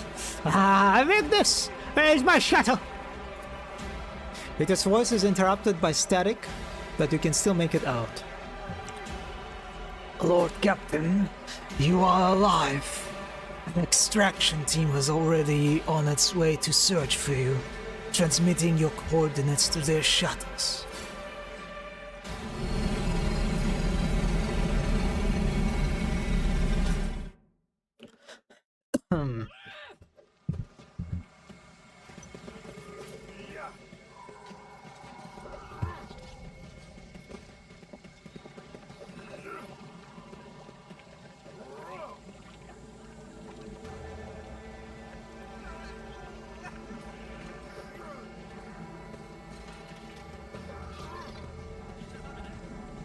Did I supposed to go back? Oh, here it is.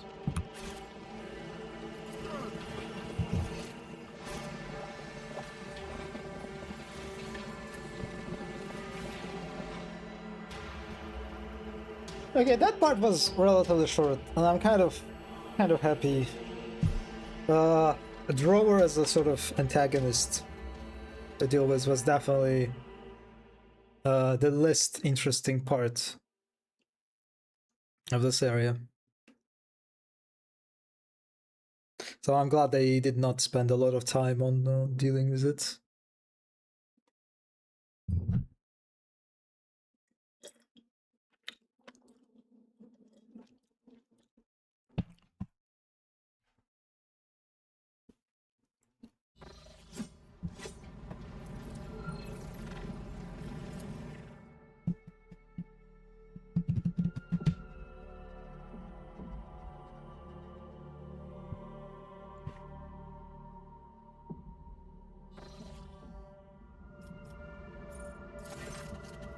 You command the search for the Xeno ruins located at the coordinates in the Walk Scribe found near the sarcophagus. Yet the augurs failed to penetrate the tangle of colossal roots. If the coordinates are indeed correct, it can only be confirmed by sending scouts. The scouts report a lengthy search for a safe passage to the given coordinates. The predatory xenoflora greets these uninvited guests with poison and thorns. The walk scribe spoke true. Deep beneath, nestled at the base of the roots, lie bizarre xenostructures. Alas, gaining entry has proved impossible. The entrance to the Xeno ruins is entangled in roots so dense that even a melted church has failed to breach them. You command the governor of the Zarkov to clear the thickets, blocking the path to the site where your legendary ancestor perished. All I can do it now is wait.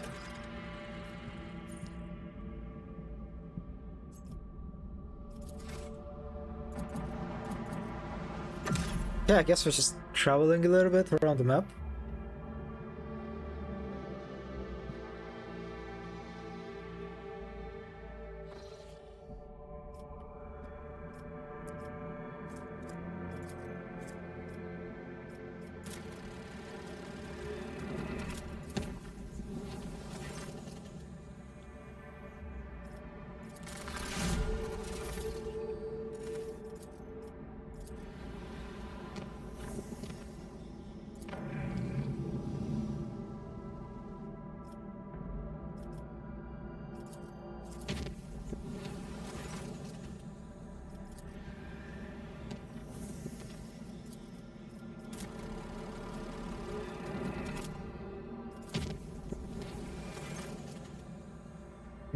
Lord Captain, the Master at Arms has reported disturbances in the vicinity of the Sector Bionica.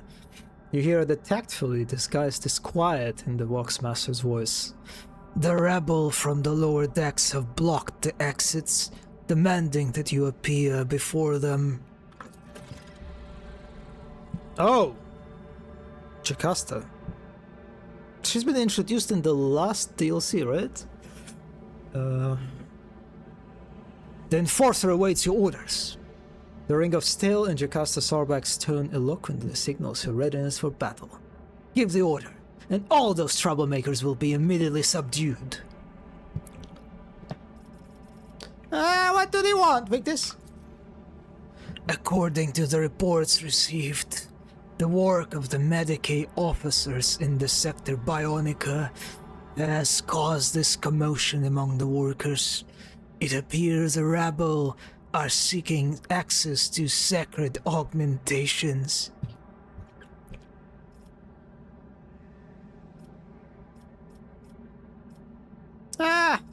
I wish to go down there and hear what these people have to say. As you will, Lord Captain.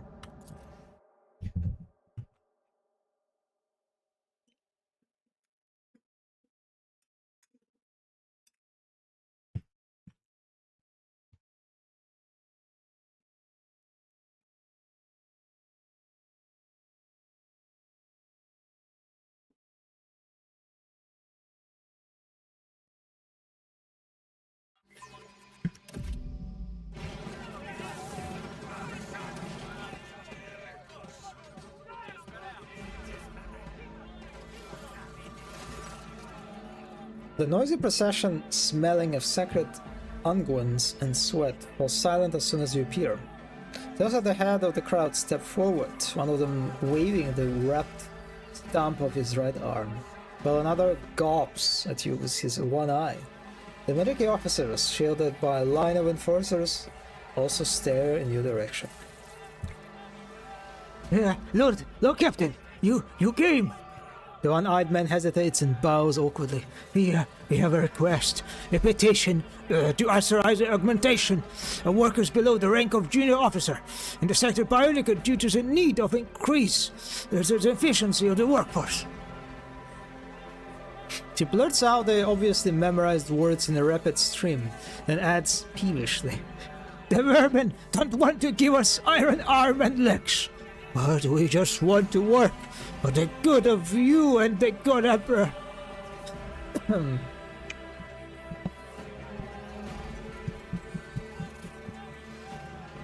What do the experts from the Sector Bionica think? Of course. Such privileges for the lower decks are unprecedented. Yet these people are the lifeblood of the ship, Lord Captain, however low their standing in the social hierarchy. Allowing augmentation in the lower decks will enable workers to toil longer, and will help older crew members remain of sound mind and pass on their experience to younger generations. I advise you to grant the request. It will only strengthen your crew.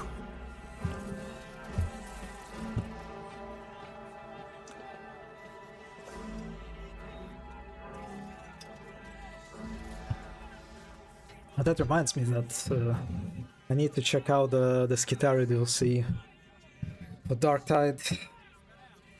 They had like a pretty cool prologue trailer that they released recently that featured a naked Skitarii, which was kind of quite surprising. I insist upon rejection of the request. Augmentation is a sacred gift of the Omnissiah that requires careful monitoring and maintenance. The Sector Bionica's resources are finite, and as such, our focus must be on servicing the key life forms among the crew. Violating the established directive and wastefully distributing the gift of augmentations among the unworthy would be an outrage to the Omnissiah and barely tolerated by the tech priest aboard this vessel.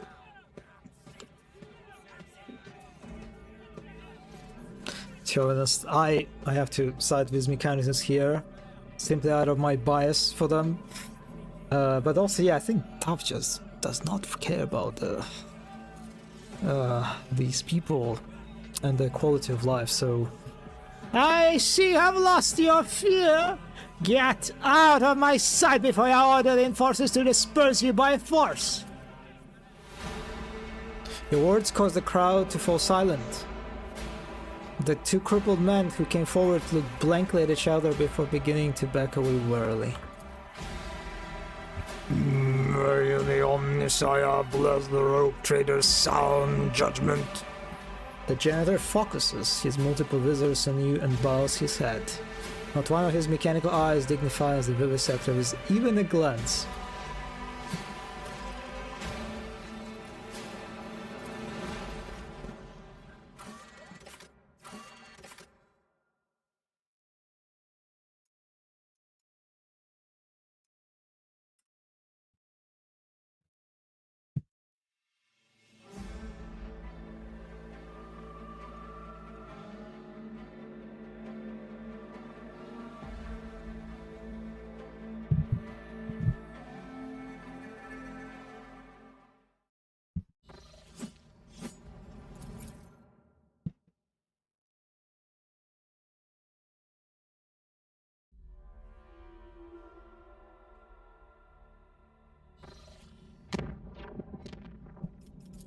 Okay, I guess we can visit this system.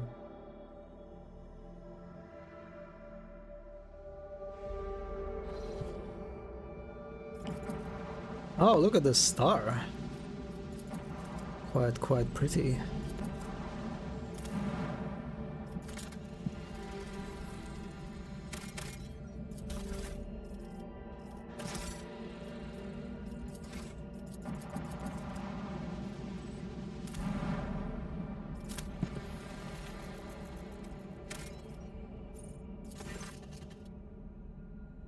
The planet riddled with huge tunnels resembles an anthill of gigantic proportions.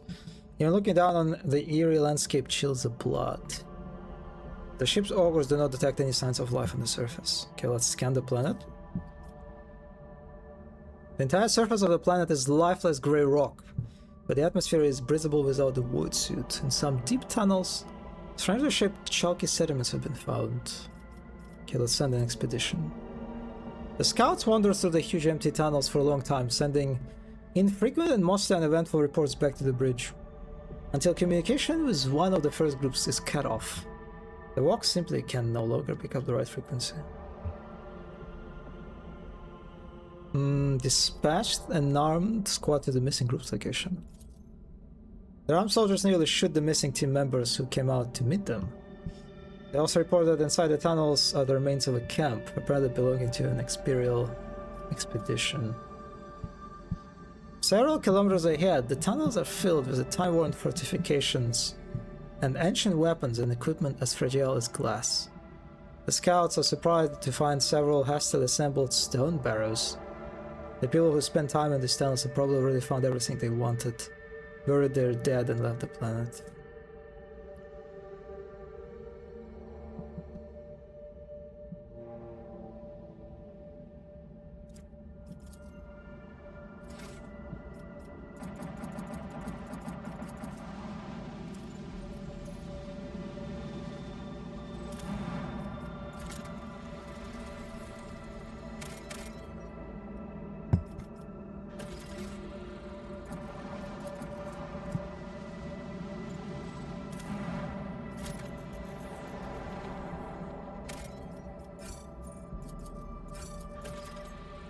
No extractions. I don't remember how to get them at this point.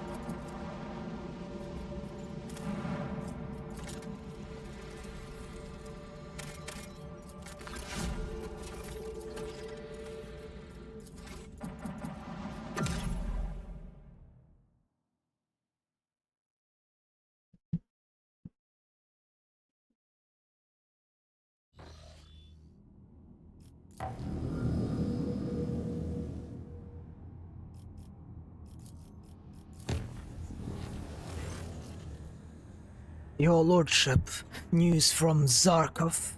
A passing Chartist ship has brought word that the planet has been attacked by unknown enemies of humanity, and its inhabitants are requesting assistance from the rogue trader. Okay, that must be Necrons. Lord Captain, if I have your leave to speak, Zarkov has forced hardened, skilled fighters who are used to relying only on themselves. If they're asking for help, it means the situation is out of control. Oh, she got a new... I think her armor is changed, right? It's a new armor she got. And I think her hand got augmented, right? It's a new background. I require more information. Tell me exactly what the message said. Of course, Lord Captain. It appears that Zarkov is not reporting a full-scale invasion, more like strikes by individual squads, and there are no reports of a void blockade. The Chartists are also relayed odd reports of enemies of humanity forged of metal and clad in rotting flesh. But I'm not sure that the part of the message can be trusted at all. Soulless killers who forsook their very essence in the name of a great vengeance. My kin battled them among the stars while your ancestors yet lacked consciousness. A handful of Monkey cannot overcome them. If A does not reach that world, it is doomed. At last, a worthy opponent. The Monkey will not hold out for long. If you wish to partake of the sport, I advise you to make haste. Okay, let's go.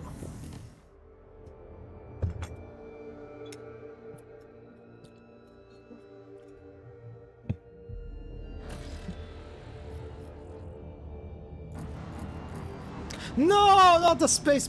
Fuck me, space battle. Not the space battle. No. No, I don't want to do this.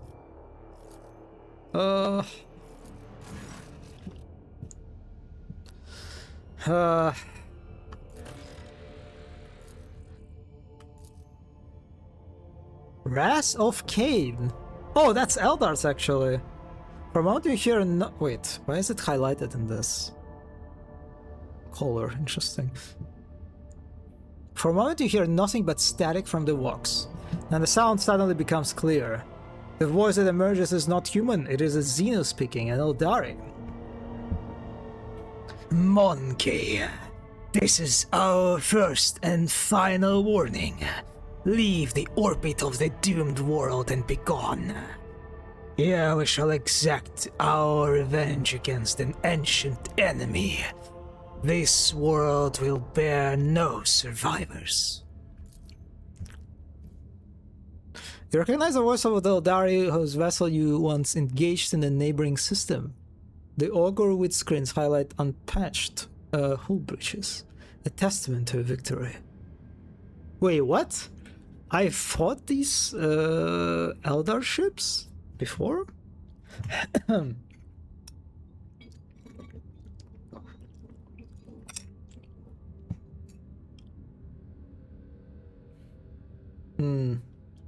Yeah, we could join our forces, you know. No. We are driven by the wrath of Kaela Menshakane. This world must fall. You know what? I hope I can skip this. I can just go immediately on the planet. We just set a course for the planet. Okay, now I guess we cannot skip it. God damn it.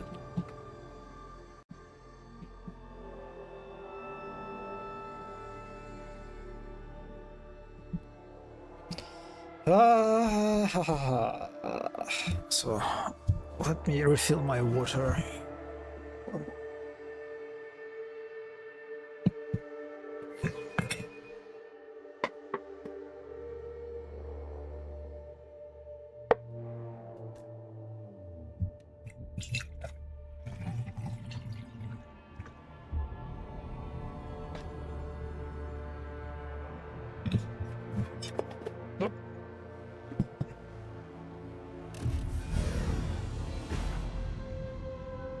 But I have two ships actually beside me. They're heartless. And why is it? What? Okay, I don't care what kind of mechanics is here at play. Let's just do this.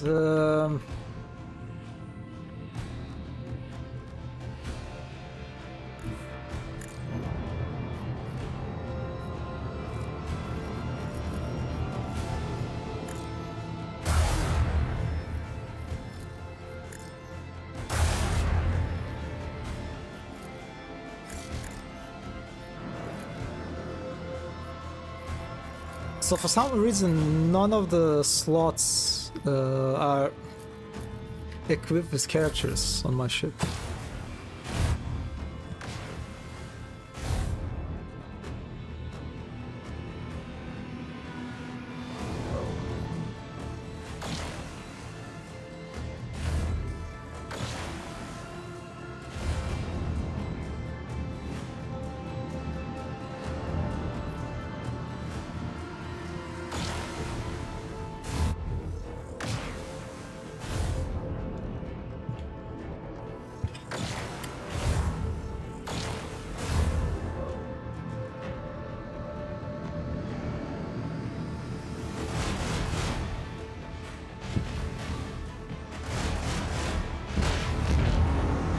Oh, look at this. Very, very poor positioning on on the enemy eyesight. Oh my god, there is way more.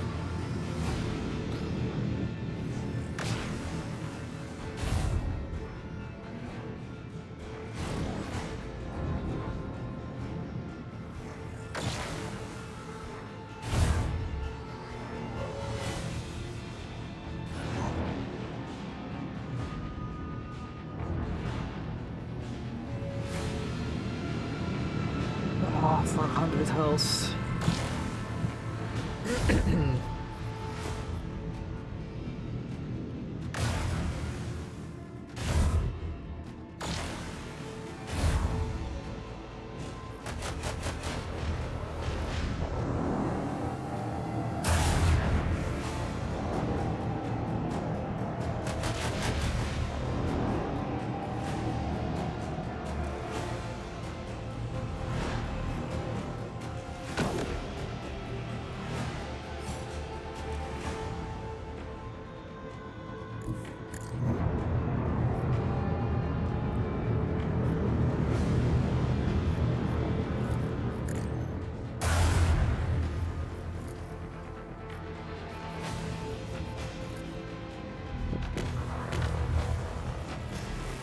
Let the macro cannons sing their twisted song.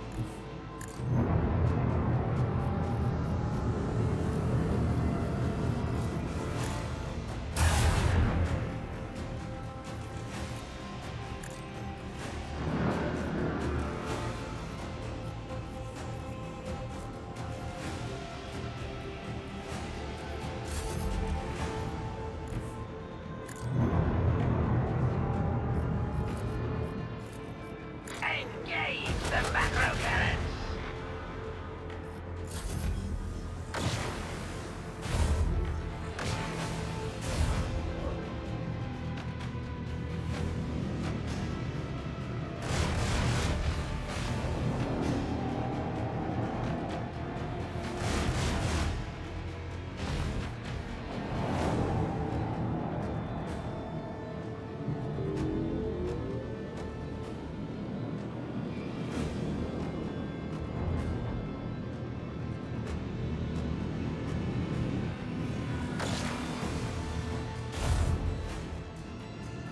Wait, what? They almost killed the ship. Jesus.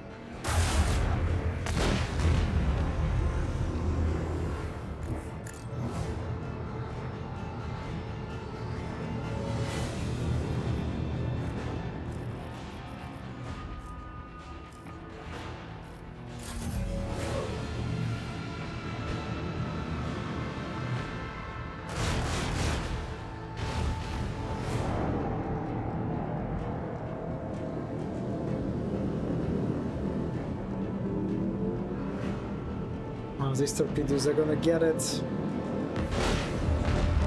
Well, I hope I'm not losing it permanently.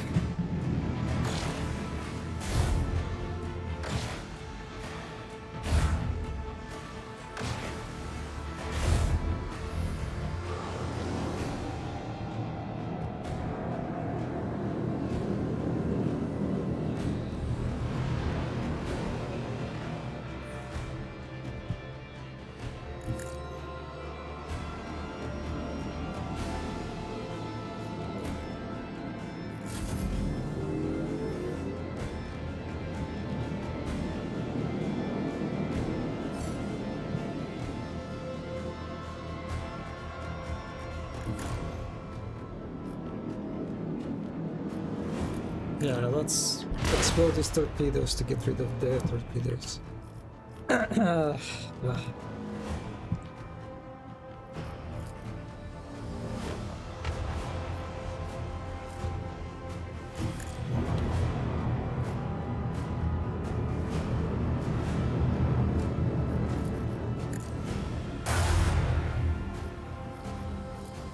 Unleash our fury! Launch the devastating payload!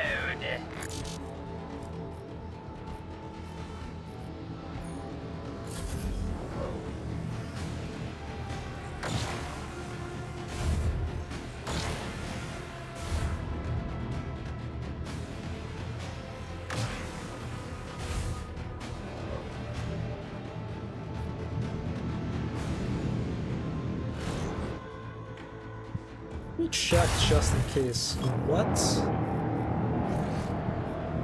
How difficulty I am. Space combat difficulty is daring? No. Oh my god.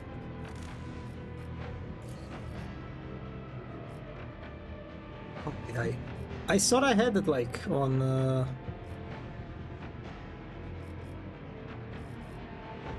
well, I guess I guess I cannot have it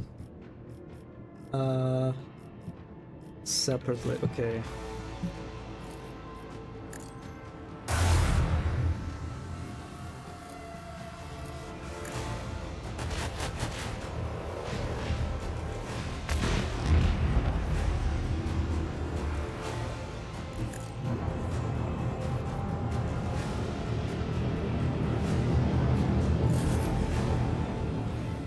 Look at this. Look at this beautiful 231 health.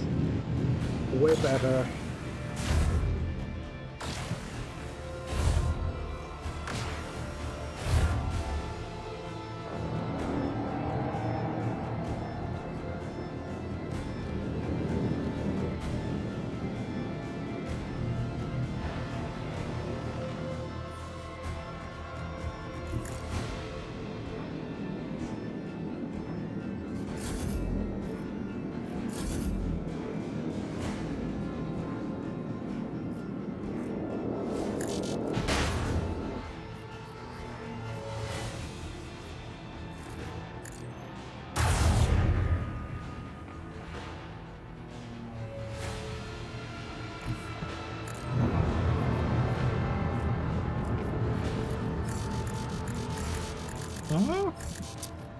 Okay. Cannot ram it, unfortunately. Drown them in the void! Okay, I'm not covering it.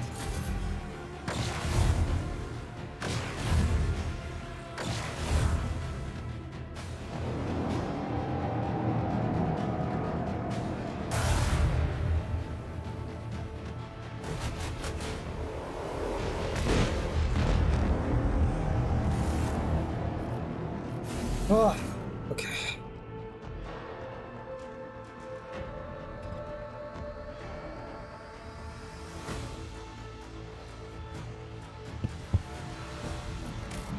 Can move it to Derek back.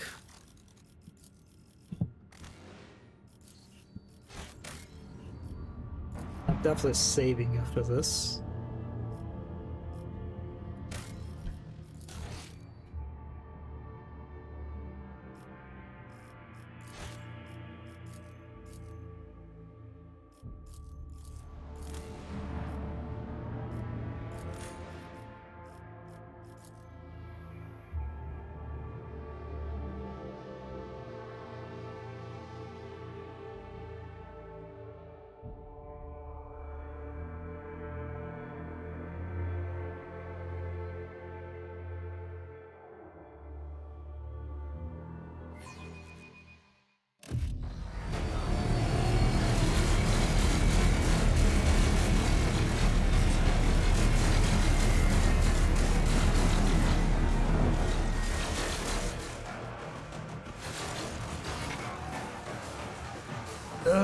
Your lordship, you're here.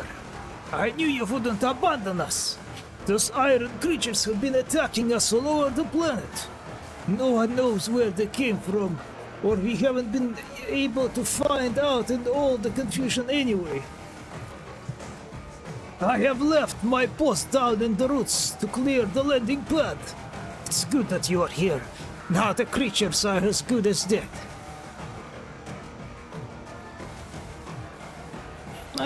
Report the situation.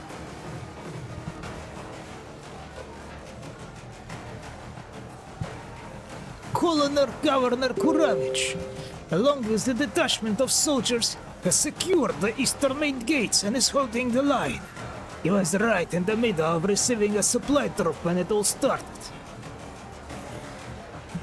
Look, our Chirurgeon is northwest of here, along the road to the ruins. That's where the first wounded came, with the creatures hot on their trail. So he started administering first aid right on the spot.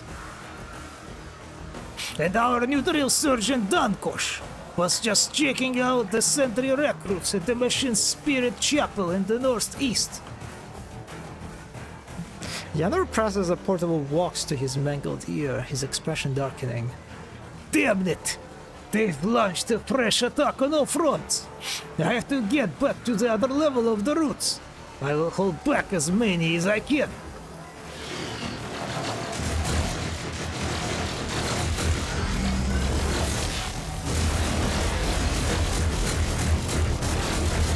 They're just fighting flayed ones. I think.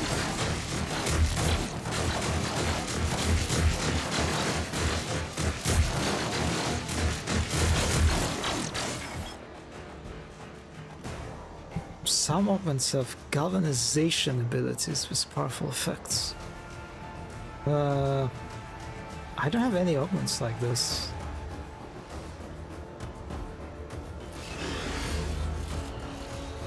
You have obtained an augment. What? Yeah, I don't think I have any of those. The streamer. Yes, that's me.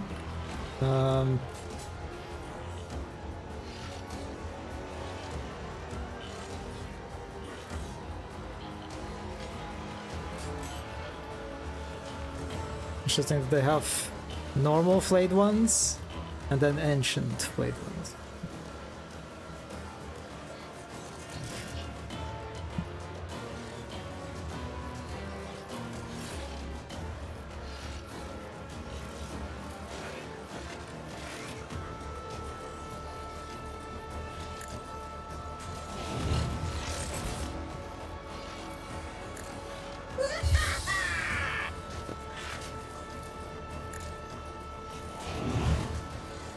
Alright, yeah, let's give all the buffs to Marja first.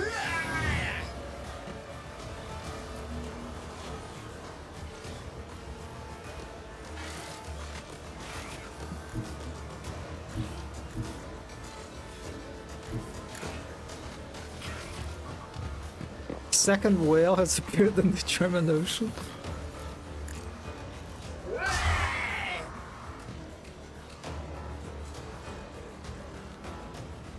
Yeah, what can I say? Good to hören.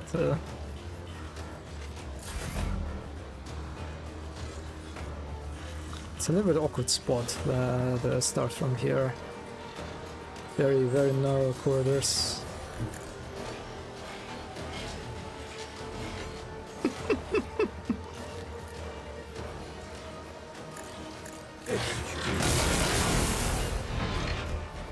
Maybe it was a mistake letting Eogan getting so close.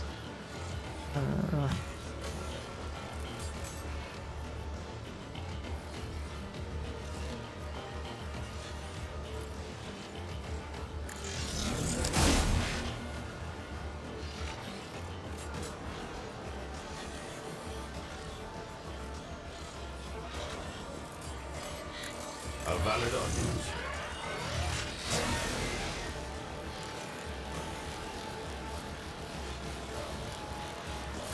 Weapon at the ready. Stay vigilant. Follow my lead. Yeah, they instantly disappear. Unless...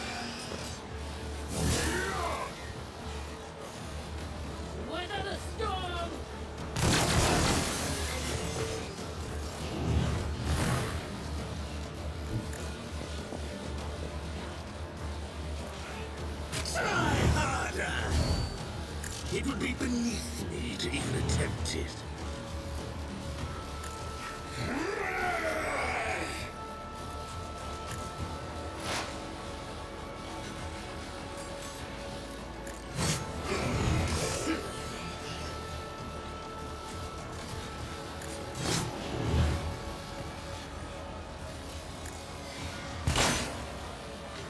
They're probably immune to poison.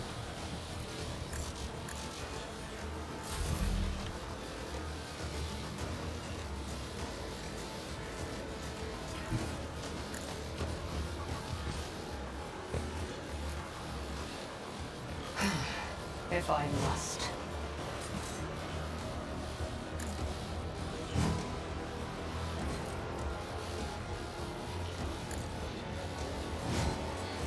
I'm a little bit confused how the line of sights work here. How does she see this ancient one? But whatever. This tedium is beneath me.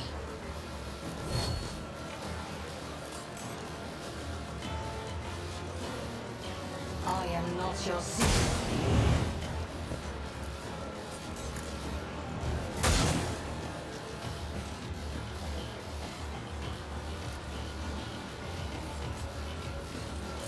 My faith strengthens me.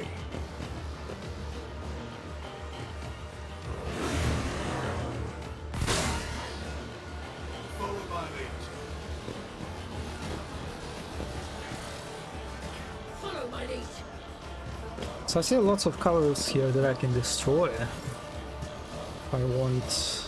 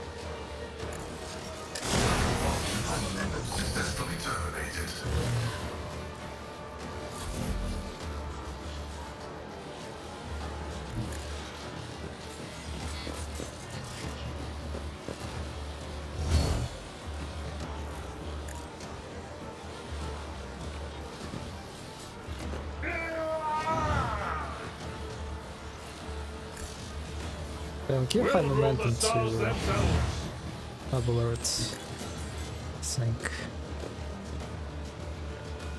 A tactically sound approach.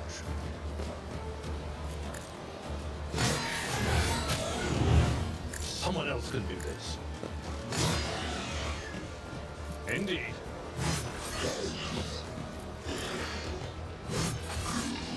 Oh, come on.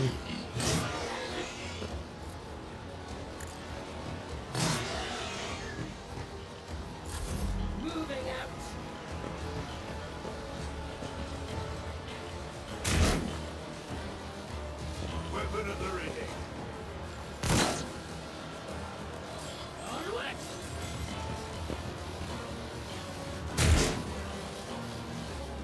Stay vigilant.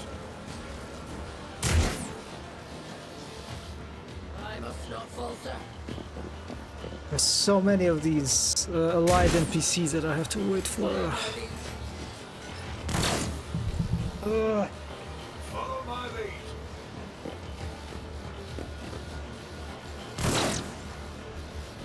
Break them around.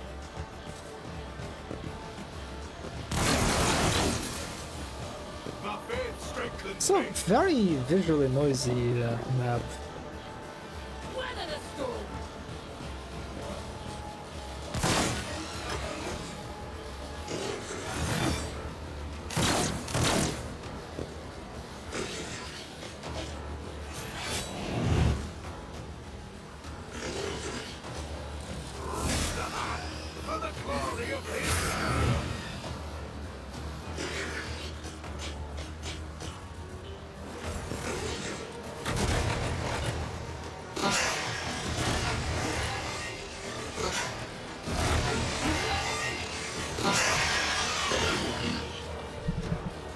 Okay.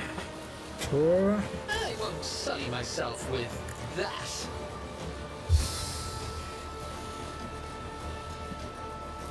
Let's see.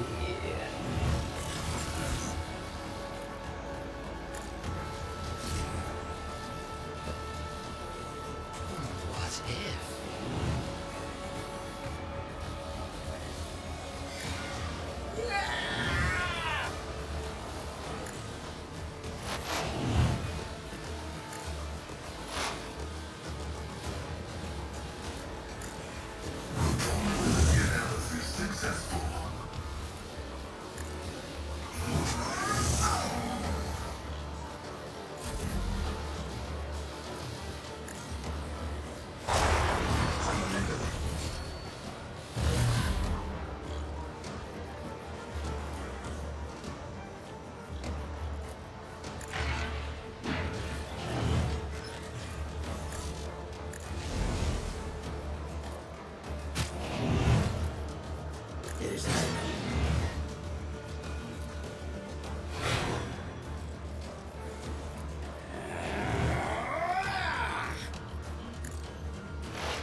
$400 health, damn.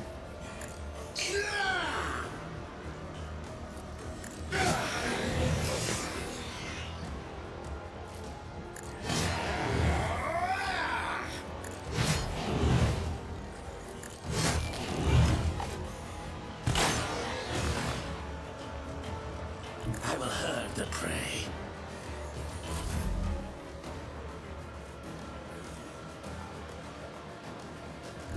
The motive force shields me.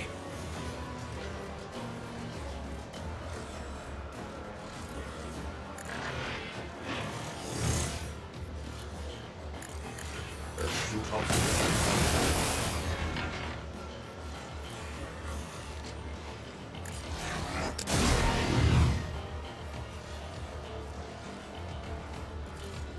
I cannot comply.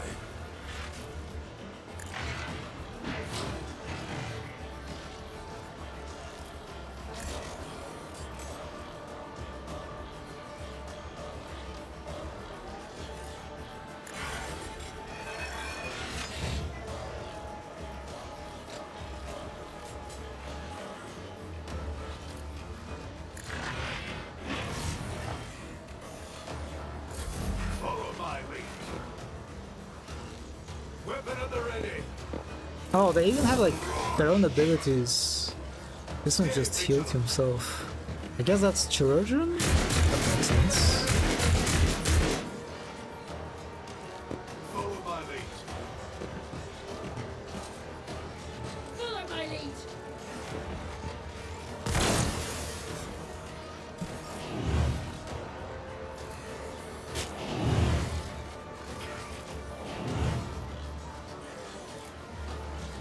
Watch.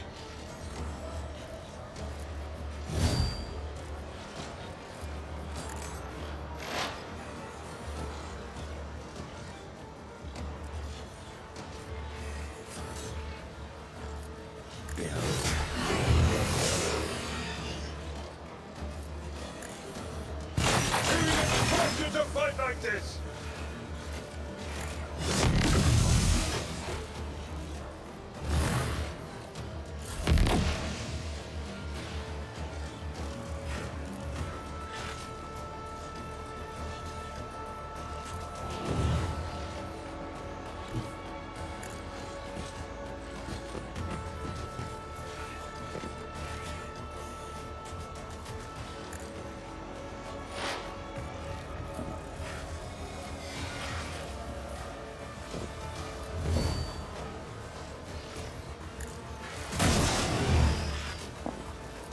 If it serves your cause.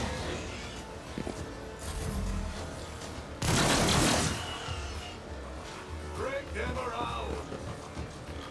With their morale. My faith strengthens me. Yeah, good luck. Good luck doing that with the Necrons, buddy.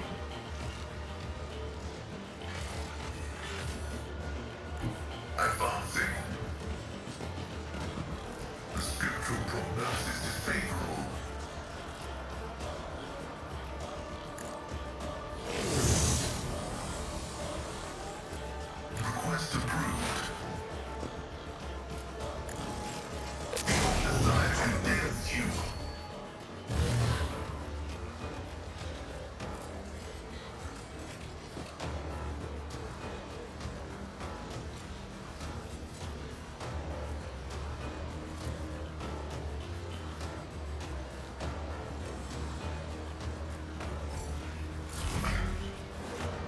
Brace yourself, Abelard. Oh, there is one flayed one here. I missed him. Hello.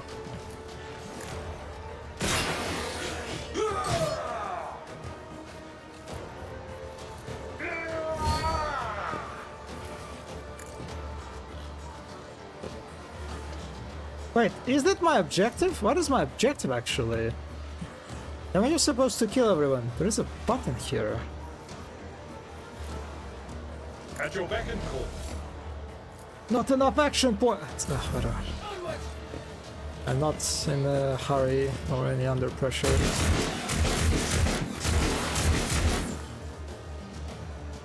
Follow my lead. I must not falter. Weapon at the ready. Okay, now we're eeping while these guys do their turns. Follow my lead.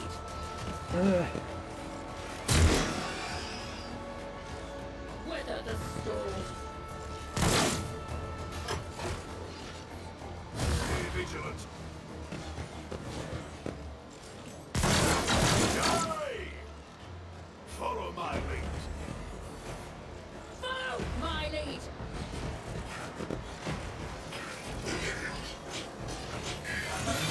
They also heal.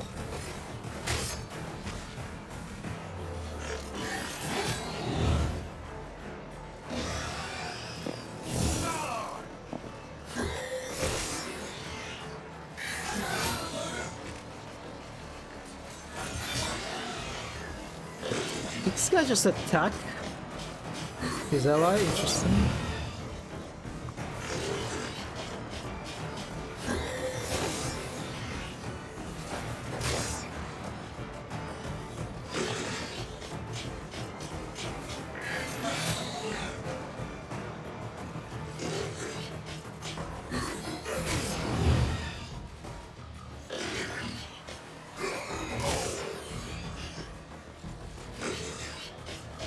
Not sure how I feel about their sound design. They feel a little bit monstrous, maybe? Schemes within schemes. A genius at work.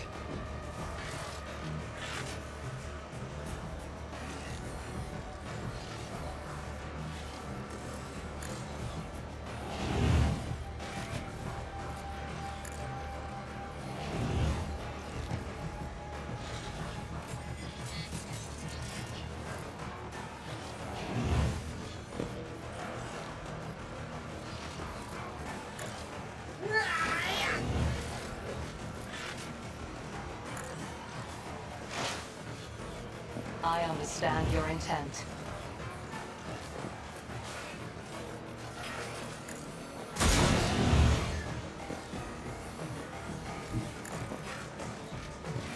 I should have left it. Well, whatever.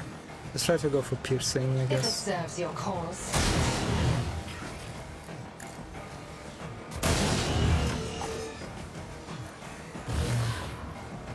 I am not your Zin's pet monkey. And a miss. Okay. Just Let's designate a retreat. target.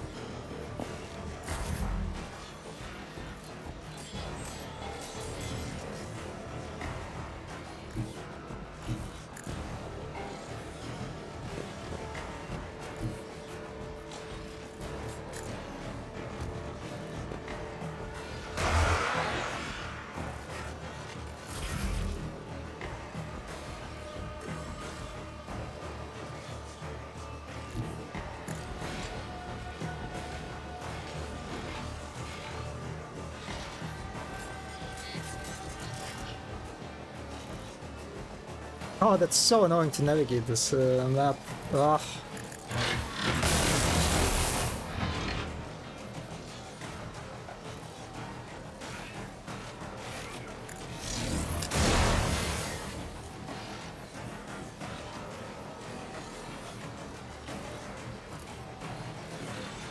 He should really stay next to Marja, I think. Ugh. Break their morale. Yeah, I'm fighting flayed ones. My faith strengthens me. Moving out!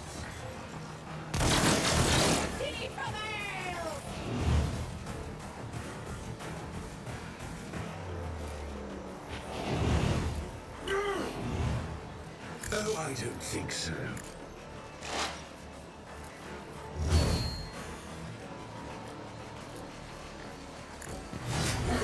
Warrior of anguish!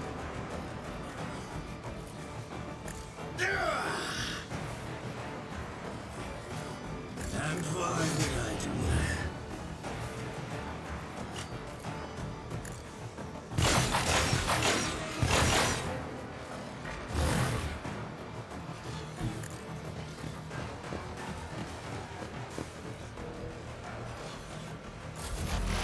I should have reloaded. Should have reloaded. This tedium is beneath me. I am not your Xenos pet monkey, if it serves your cause.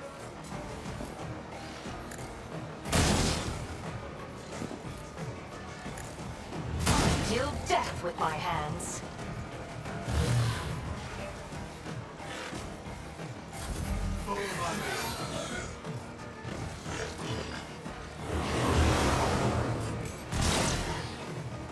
Weapon at the ready.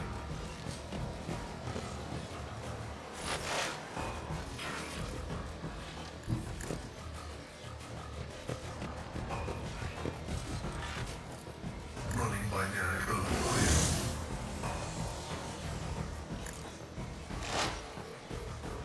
My vow is to serve.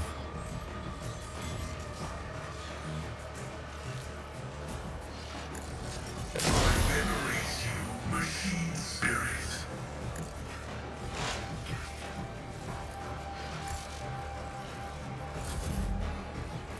So let's activate it. Still standing. Oh, it uses this environmental attack. Okay, yes, cool, I guess. I'm not interested. That's not the Seneschal's job.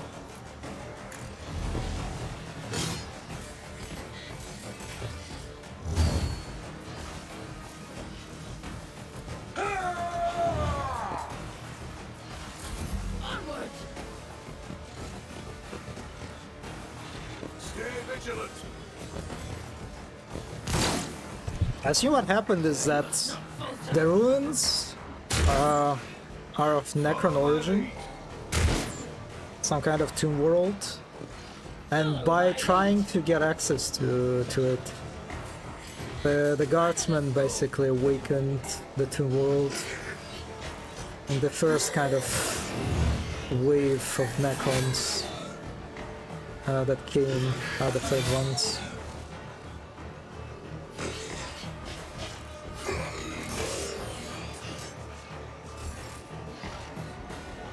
It's kind of interesting how Flaveland's utilized in lore and in video games.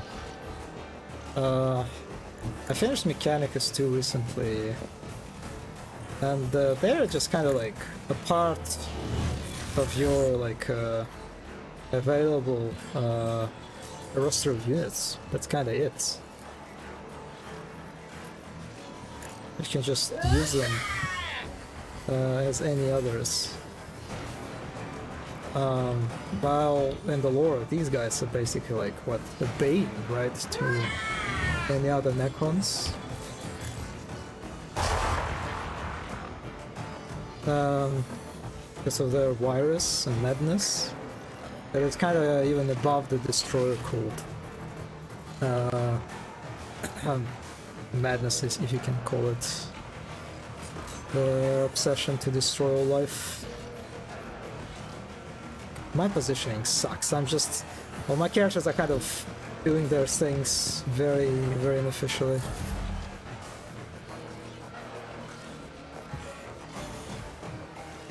Okay, let's reunite here again with their team. A valid argument.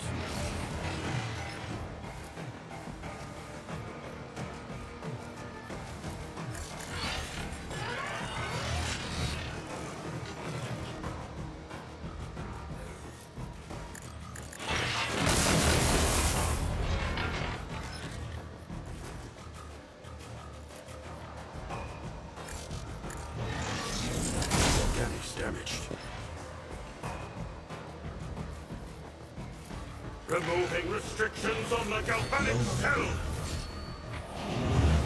Don't distract me.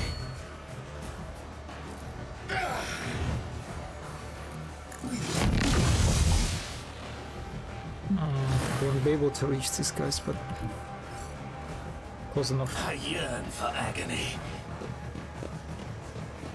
Actually,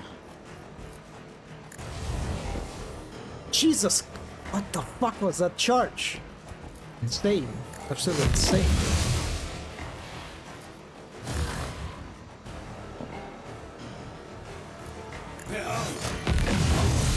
Sorry for ever doubting you, Marashai. Yanor's burned, scared face beams with a smile, so his armor is now riddled with a few more holes. Your lordship, the attack has been repelled. The lieutenant chirurgeon is splattered with blood from head to toe, yet he himself appears to be uninjured. Your lordship, I owe you my life. Thank you. And glory to House One Valancius.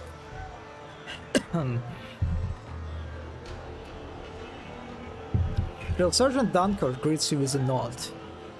Ah, your lordship, it was well worth starting to fight with those iron bastards, just to get a chance to fight by your side. Your lordship, you've spared me a lot of work. The chirurgeon gives you a tired smile, wiping blood from his face with his sleeve.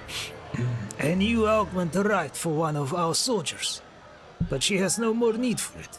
Please, do not hesitate to take it. It might suit someone in your retinue.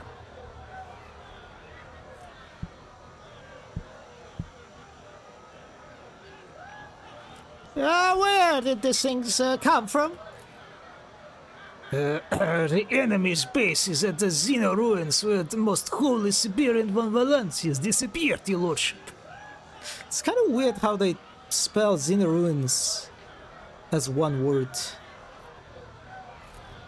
Is that yes? At least in my head. I mean, they're all part of this Merov regiment, so.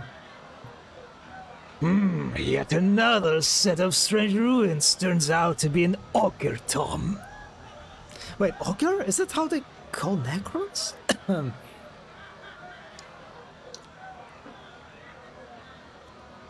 don't remember if I ever heard this word. Maybe that's a Dark Eldar slur for Necrons, and it's like different from the Asuryani. Wrist. Yeah, well. What a fascinating and unexpected coincidence, wouldn't you say? There's enough malice in Marashai's smile to poison the entire compartment of a warship. Beautiful. I see. I will heed with my retinue. You are really our courage, your lordship. I'll gather the garrison, we'll check the defenses and follow you shortly. A tournament for the one.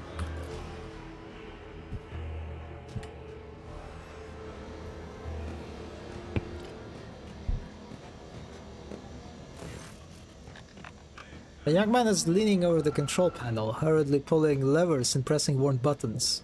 He glances at the elevator, then looks askance at you, a flush slowly rising in his pale cheeks. Giving up, he removes his trembling hands from the panel and turns to you. Your lordship, sorry, your lordship, the lift, there is no power. The young man takes a breath. The Xenos damaged the batteries.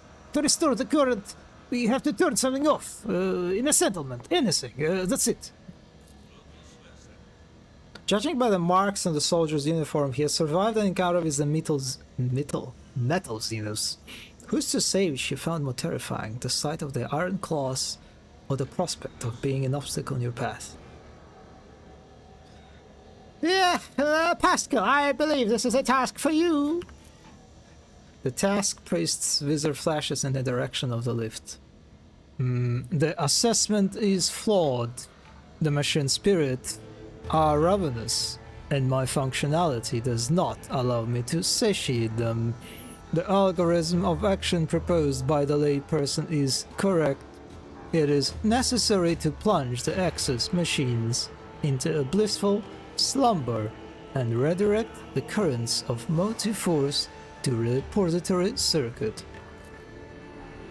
Egan smiles. There is no need for that, esteemed colleague. Each of us sooner or later meets the limits of our functions.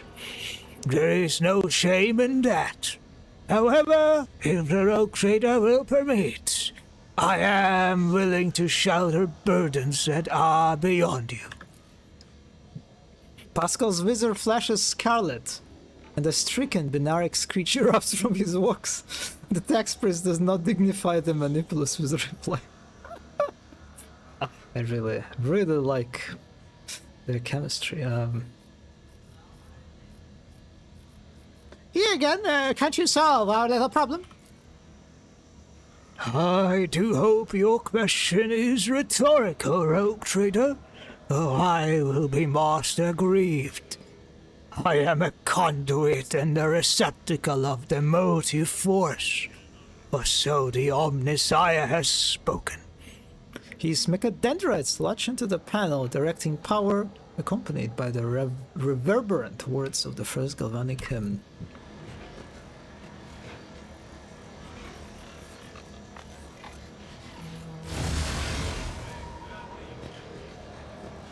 Don't waste my time. Yeah, okay, yes, I know this. Why are you giving me this tutorial again?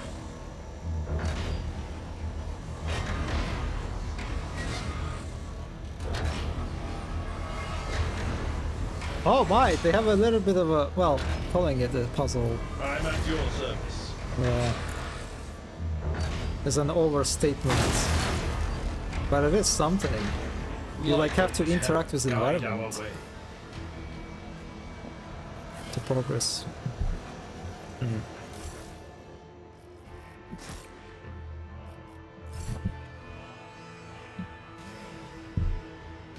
Lost Tomb.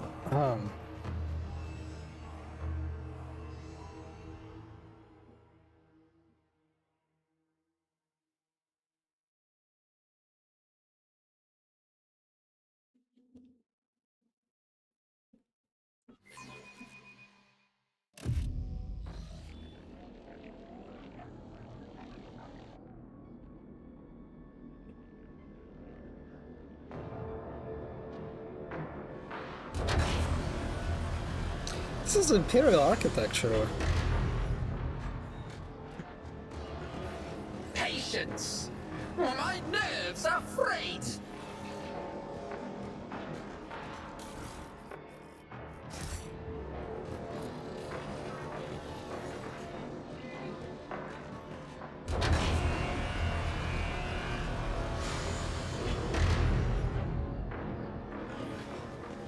Not enough.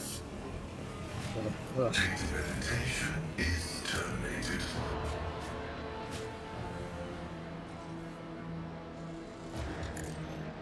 Wrong weapon. Cogitation failed.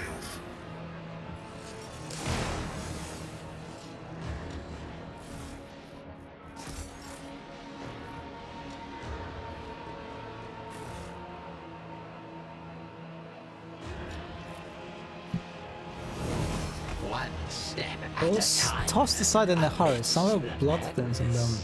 Others have broken handles as if they were used to fend off an attack.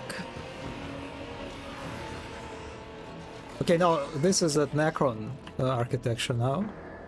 Okay, so the expedition here was substantial. They like built elevators and other stuff.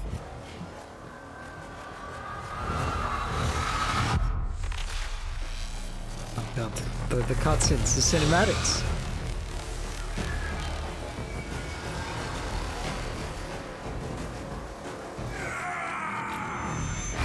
Wow. Wow, look at this. Damn. Outplayed.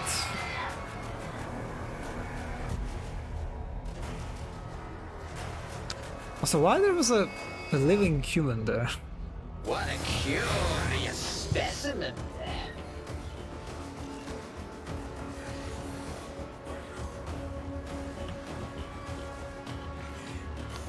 A chronomancer, 800 health. Oof, oof, oof, oof.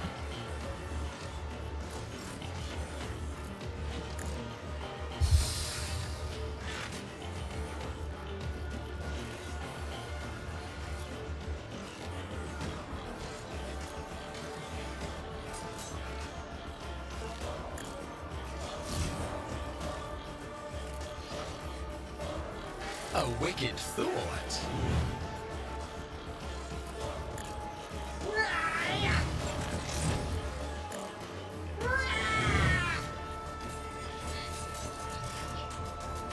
What if...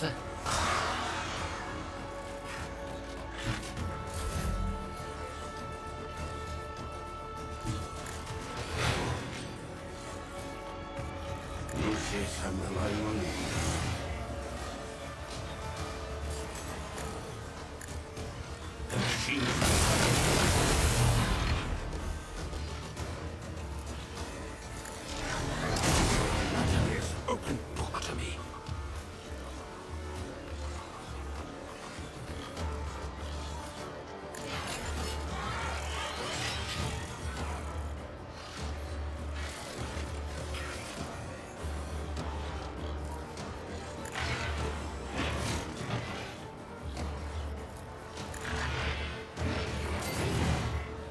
Wait, what? Turn ends in 26 seconds? What the fuck? What the fuck? What the fuck? This is new. Watch. It is handled. Interesting. Very interesting.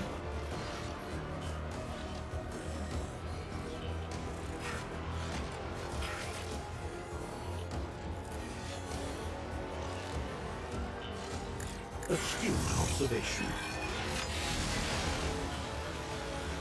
Not a good placement. Oh well.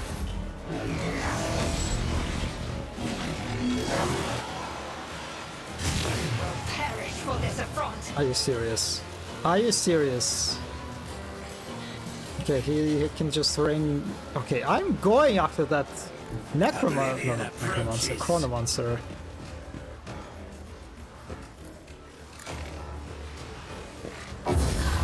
No!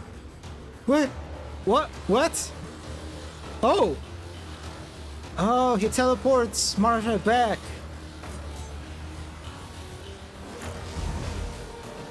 I see. I see, this is very annoying. And I guess they kind of just telegraphed that mechanic in the cutscene.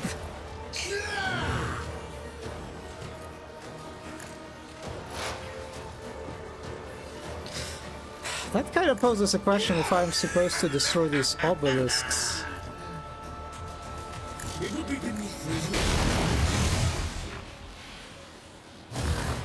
Damn.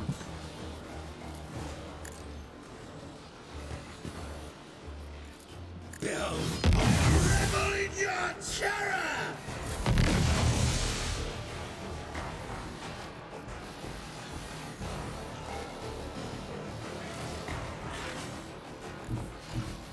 Explore there's no one route. Forward.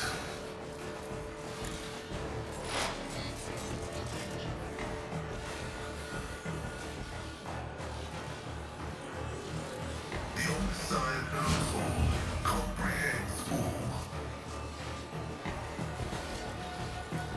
Definitely need to heal Pascal.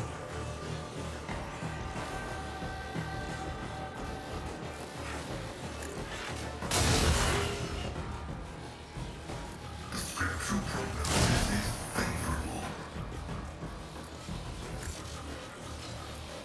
Running on binary code.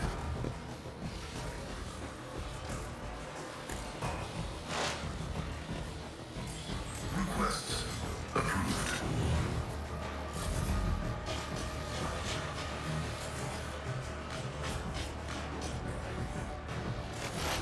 Momentum. swift and silent.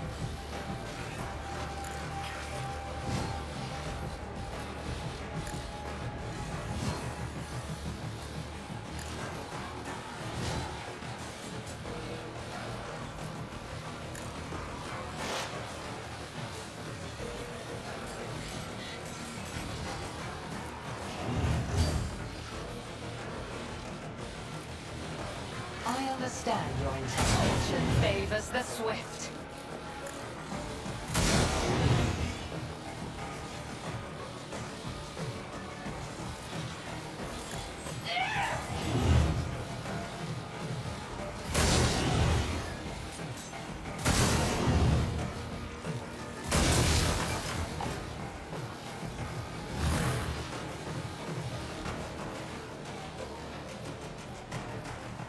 I am not your Xenos pet, monkey. I move as if unseen. This tedium is beneath me.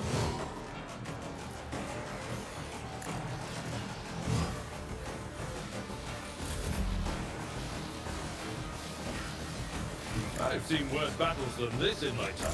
Victory is imminent.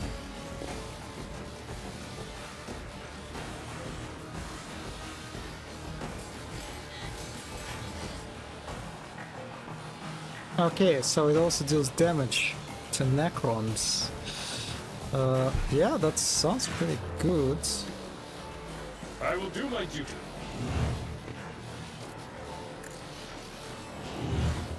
That, I don't know why I target that. Anyway, It will be done.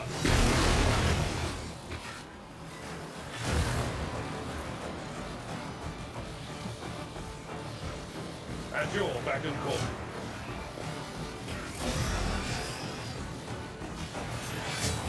he's going for a chonker.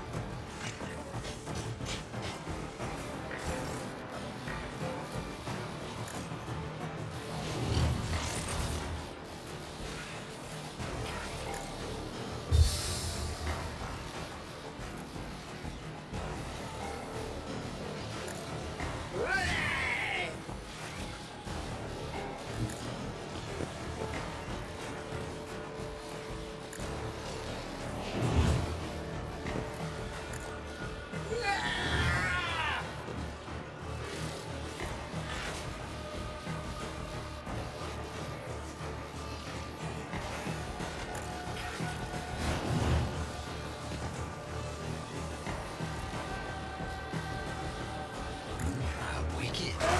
Fate claims another one. Another stroke of genius! I understand your intention. Did they say unacceptable?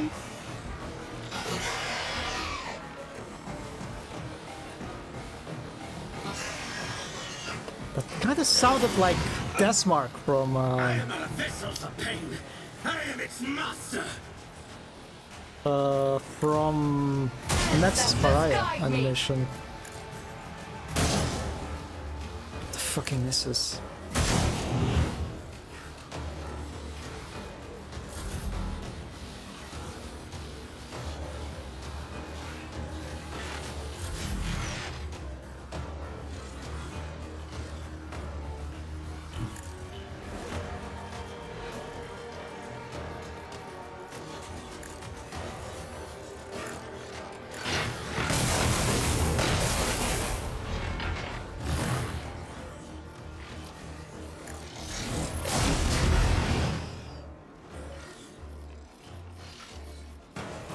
A valid argument. Utterly impossible. Lucius is skeptical about this. Lucius and Elaine. Bring it on.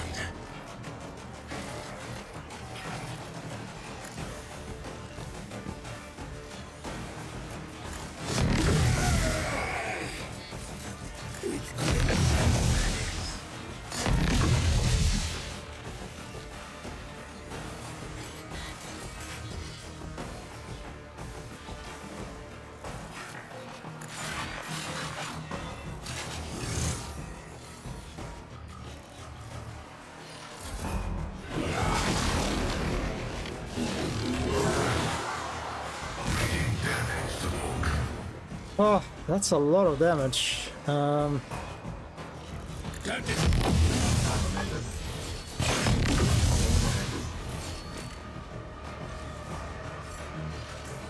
Wait, I have no movement points? Oh, I fucking... Grace and malice. Okay, well that... awkward. Watch. Hyperphased obelisk. It's temporarily hyperphased beyond its safe limits. All creatures gain 1 stack of them. What's the redemption? Okay. Behold.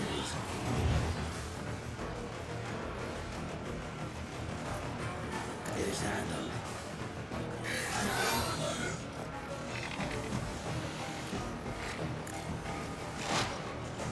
Let's see if I can destroy it. Well.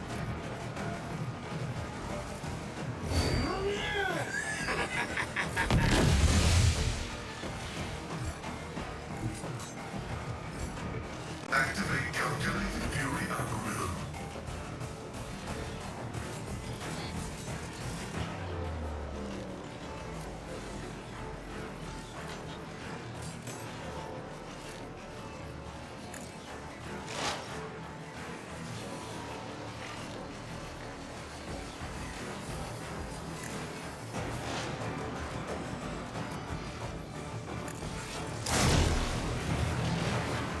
And a miss.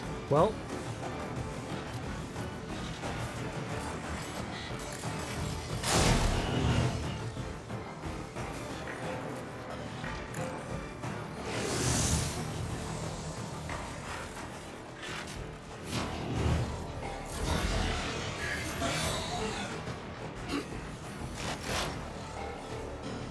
If it serves your cause. This tedium has been...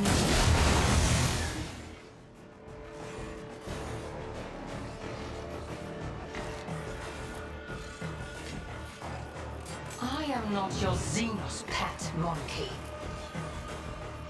If it serves your cause.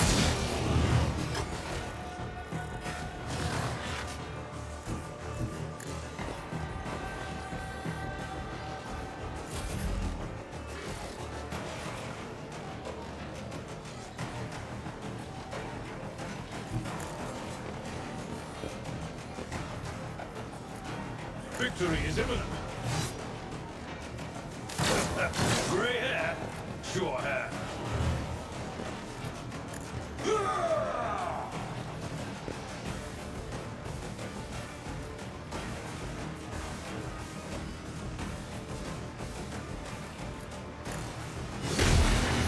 Shift in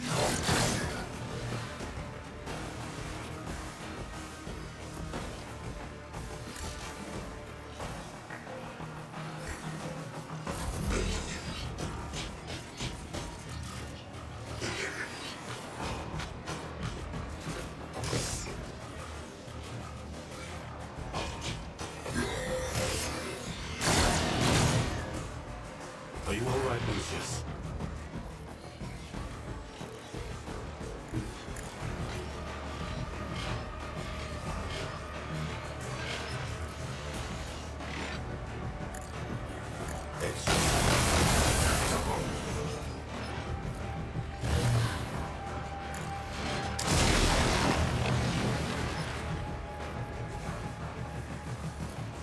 Astute observation.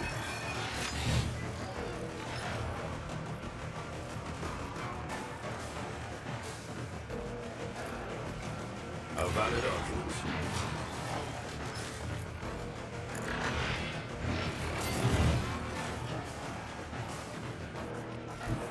slow and painful is the way.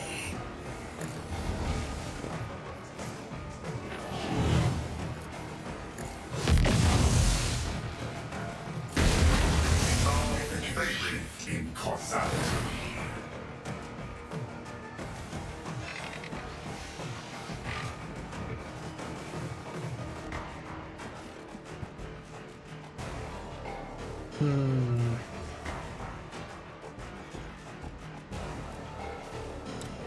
Yeah.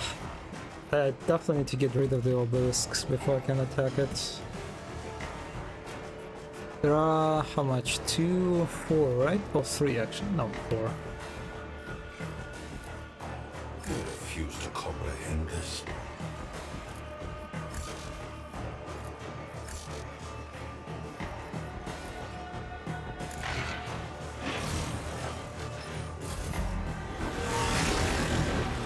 Temporal axis shift.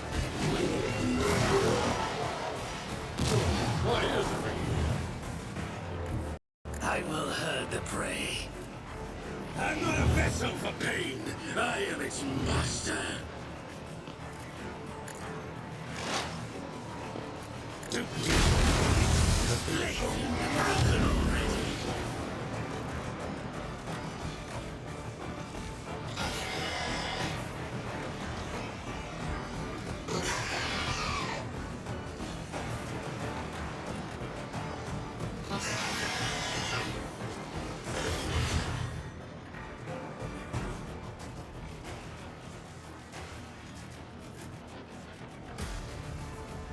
Behold.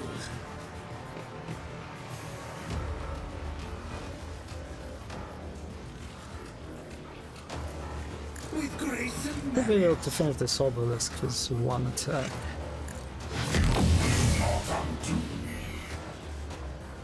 Are you serious? Okay. causality.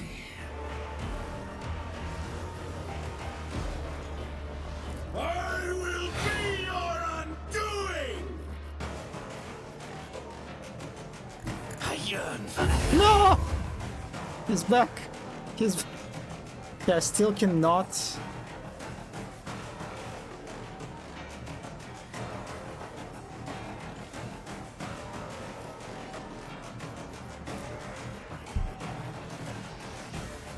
Okay, can I now attack him? I think I can, right? If I read it correctly. Anguish! It is real for me, praising!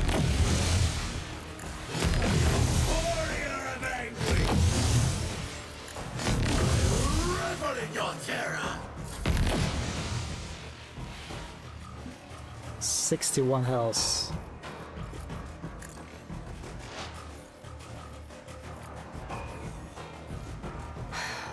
If I must.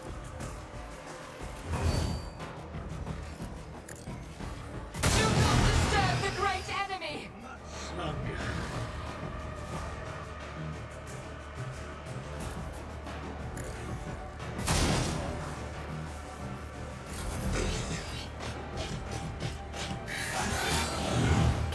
Oof. Ooh. Okay, well. Oh no! Only... Wait, what? Only Maharaja is alive? How did it happen? How the fuck did it happen? Why all of them dead? I'm so confused! Why all my party's dead apart from Maharaja? I'm so confused what happened! Should I have waited? Should I have destroyed all obelisks first? With grace and malice. Well... yeah?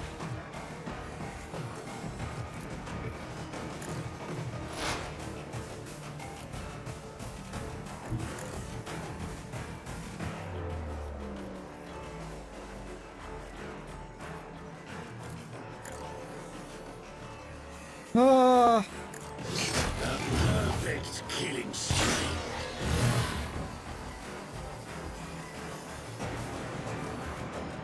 Watch. No, I don't think so. Okay, Maharaja, you kinda have to carry this.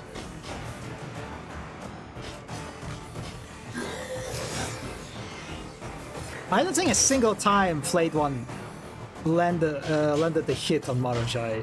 I think every time he just parries this shit. These guys have no...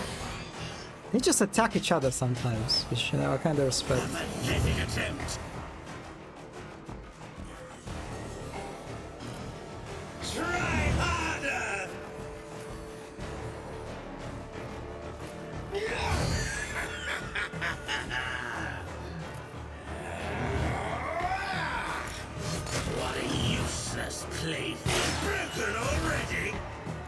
I love his voice line so much. Oh. That provoked an attack. Or maybe I think it's just because I got close to them.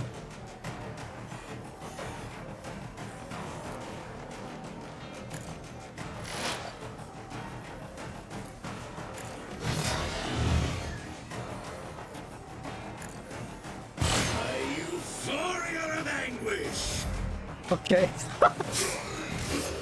Okay, parry. Parry. Parry.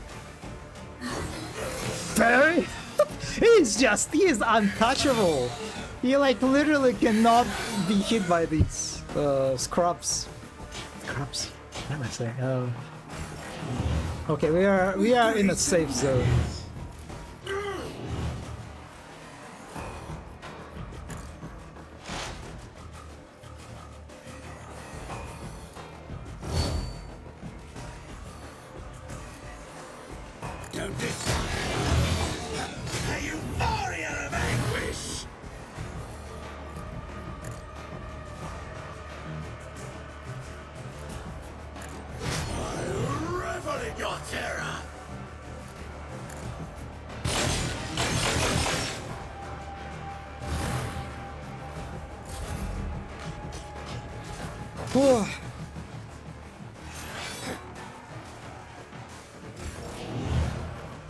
Behold!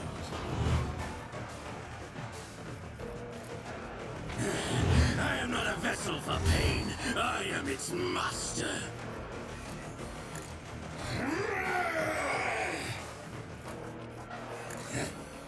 Watch.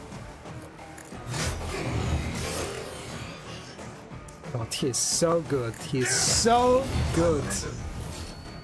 Suffering is an acquired taste, and I'm eager to enlighten those who lack natural discernment. Beautiful. What lies beyond? Necron Tech Hotshot Lasgun? What? Excuse me?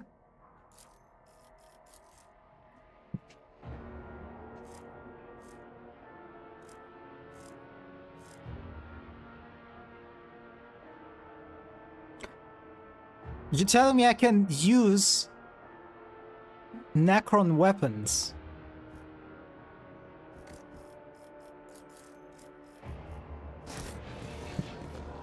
Who can even equip this?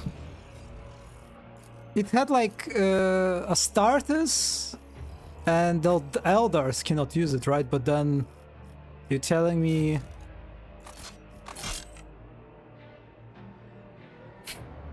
Slay? This is isn't it like super heretical to use a Necron weapon like that?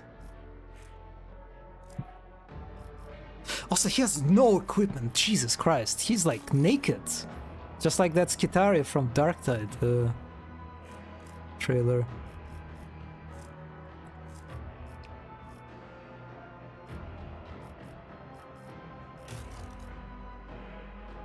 Kinda lazy. Blackstone.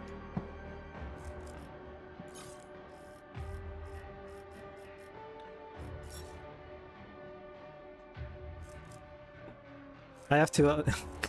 It's a retinue. It's a retinue of Rogue Trader. It is allowed. Stop Smith.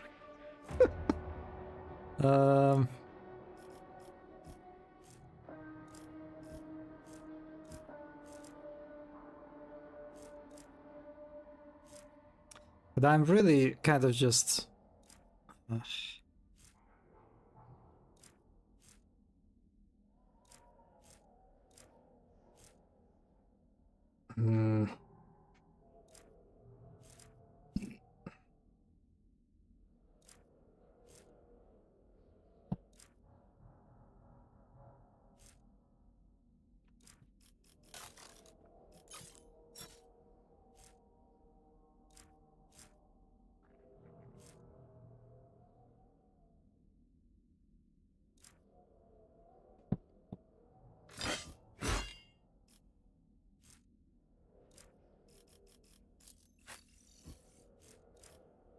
So I definitely should have something better for Yugen. Also, Yugen has nothing too. I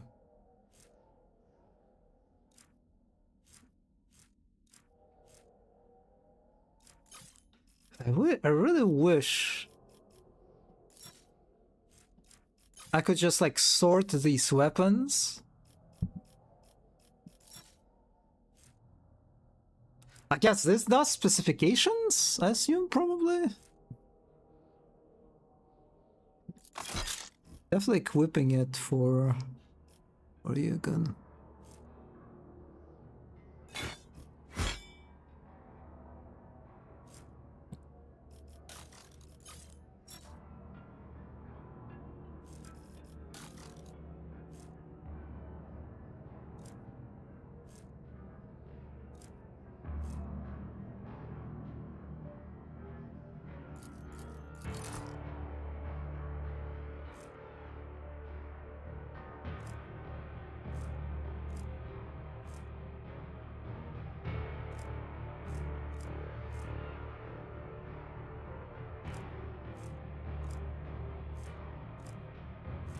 I like this. Grunts plus 0 floor warp.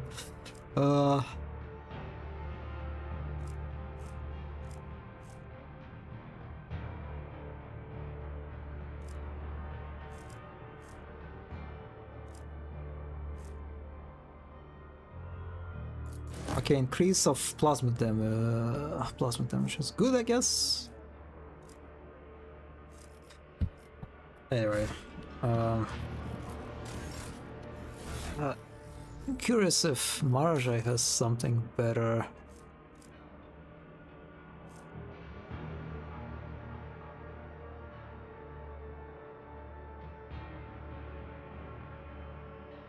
Sharpened Venom Blade.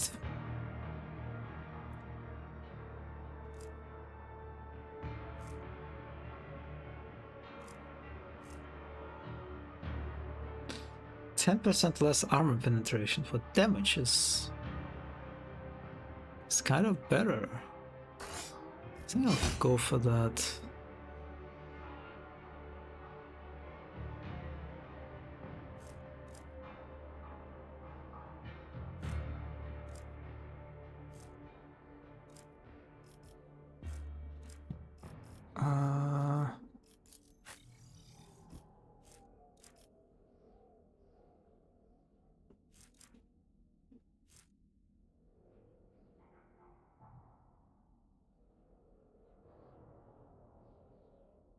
Okay, I'm definitely taking this.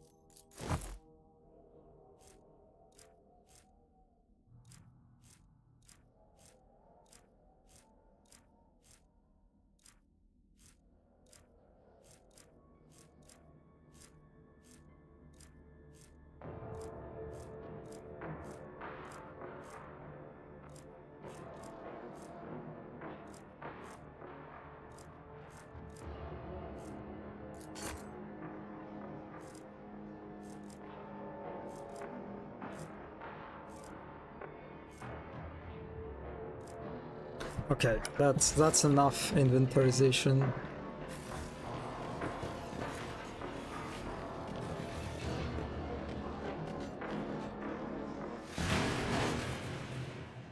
Time passed 5 minutes.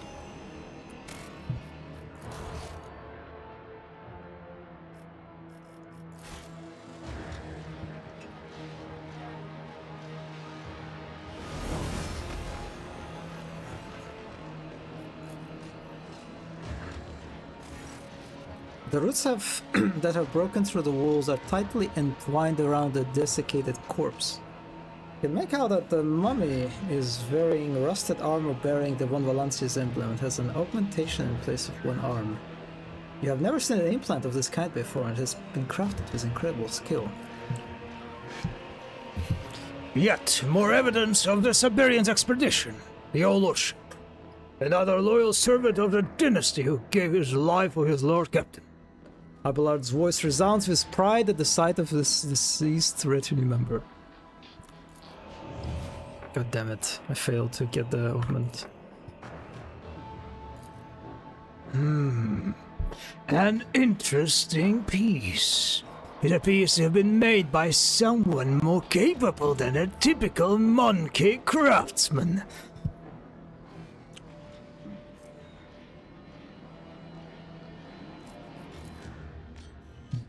Registering an augmetic of unknown construction, probably handmade. Probability of tech heresy 54.89355%. Recommending the release of the machine spirit from the torment of this corrupted abode, said Pascal while carrying the Necron rifle. What are the, was it called? I already forgot the name of that weapon, but anyway. It is a marvel that the augmetic survived at all, albeit in a sorry, unusable state. Stuff on your flagship should be capable of restoring it.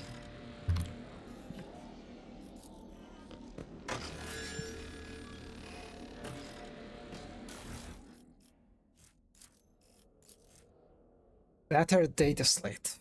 Against all odds, the old data slate activates in your hands. It displays only a sequence of text entries that repeats over and over again.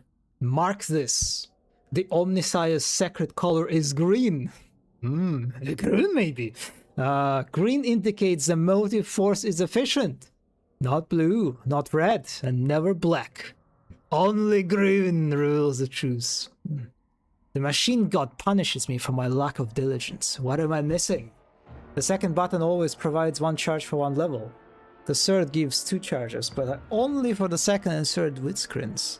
The first, I have only grasped that it grants a different charge to each screen. The first receives 3, but what the others? I must test, I must comprehend. Omnissiah, all-comprehending and all-knowing, reveal to me thy wisdom in the weaving of calculable probabilities.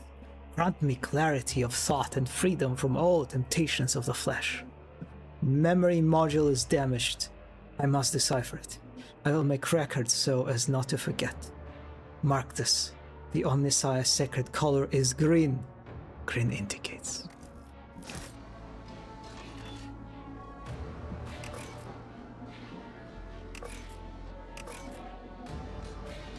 It's a fucking puzzle.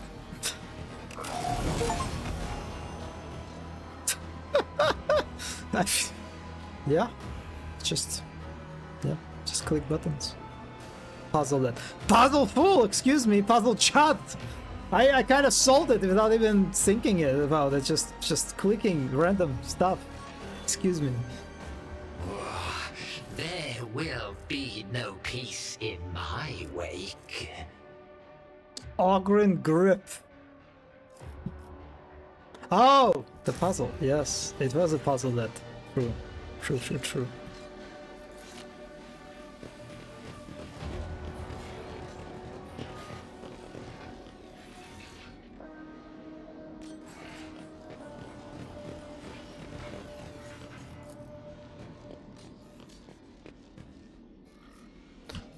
The ancient gate was clearly once sealed and walled up by means of inhuman technology.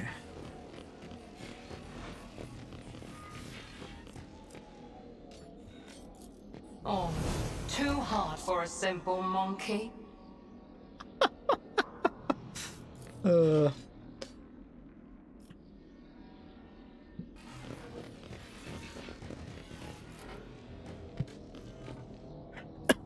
Scorch marks from an unknown energy weapon, probably of Xenos origin.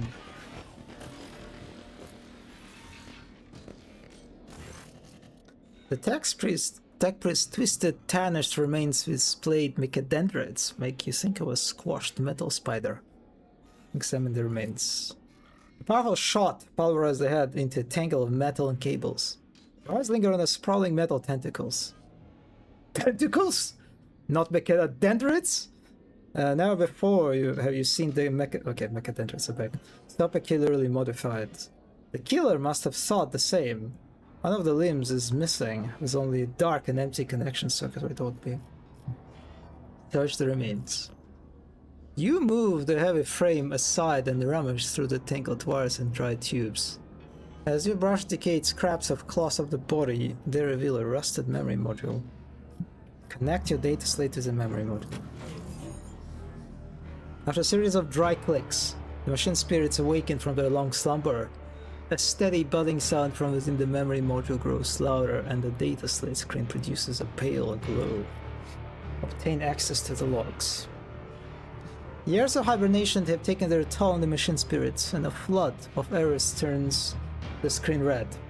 The long list of journal entries left by the owner is all but completely corrupted. With luck, you might piece together useful information from the surviving fragments. Search the logs for the owner's name. The memory module belonged to the Magus Exalt 117, the agency of the One Valancian's flagship. It appears that your ancestor made the agency part of his retinue for landing on the planet. Exalt 117 proceeded to keep meticulous records of the expedition's progress. One can but hope that the surviving entries will lift the veil surrounding Siberian's fate. Search for information on Siberian's actions in the temple. For every entry is reported as destroyed by the machine spirits until finally you chance upon an intact fragment. Only the Omnisci's wisdom enables one to find the true path. But what is one to do if the calculation of that path's vector proves incorrect because of unaccounted for variables? One such variable is Siberian's fixation on the mysteries of the Zenith. His drive to pass through the sealed temple door is driving the expedition of the path I calculated. Only corrupted and irredeemable lines follow. You eagerly reread the entries. Siberian was persistent in his effort to get past the closed door. Did he succeed, or did he turn back? Search the memory module for information on the sealed door. You pass over several corrupted entries until one titled "The Truth Prevails" freezes your data slate. For hours upon hours, I pray to the Omnisci while devising patterns of Xenos glyphs on my mental map, until I finally, my processing nodes experienced an epiphany. Also, the Xenos language is intranslatable. A comparative analysis of the glyphs provided me with a coordinate system sufficient for the purpose, enabling me to progress.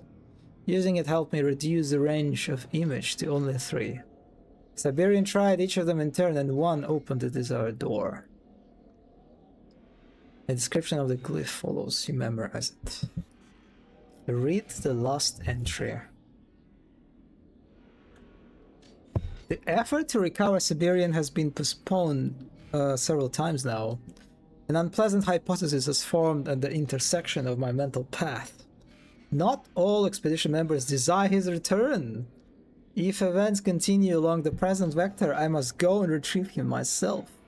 The likelihood of losing my way is small. Siberian was planning on leaving marks behind.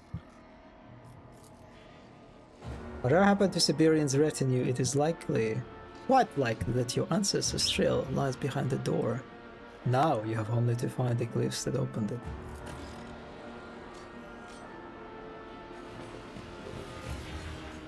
The Eldari's body crumbled to dust inside the fine armor. Oh. Is it a part of Siberian's retinue, I wonder? An enormous gate clearly wrought by inhuman hands. The doors are emblazoned with a multitude of shimmering sigils. The skills evident in the carved Xenos inscription both aves and disgusts you. Awareness has succeeded. After a few seconds, you become aware of an interesting detail. The gate appears utterly untouched by time, unlike the rooms around it. The Drukhari noisily sniffs and makes a face, examining the door with distrust. To fall into such an obvious ogre trap would be foolish. If you enter there, it must be when you prepared and on your own terms. The sacred embedded auspexes are registering blasphemous irregularity and are confounded by the inability to satisfy the quest for knowledge imperative. Yeah, we're entering.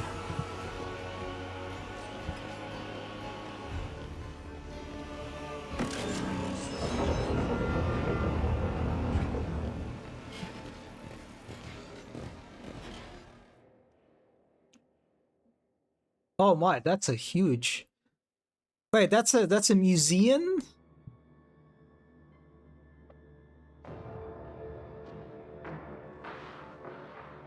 Huh?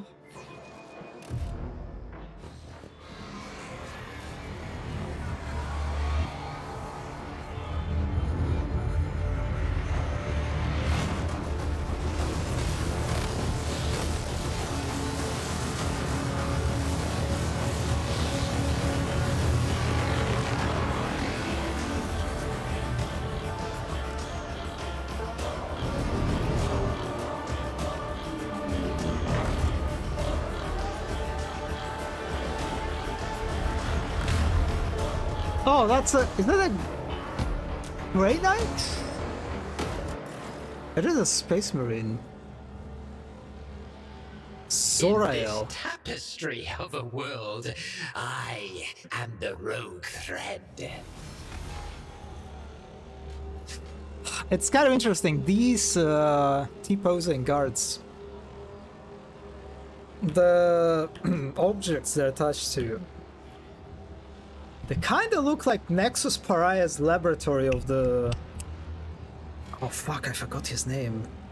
The Necron Lord, the guy, the leader that was experimenting on the guard. I got his name, unfortunately. But yes, this environment kind of reminds me of his lab.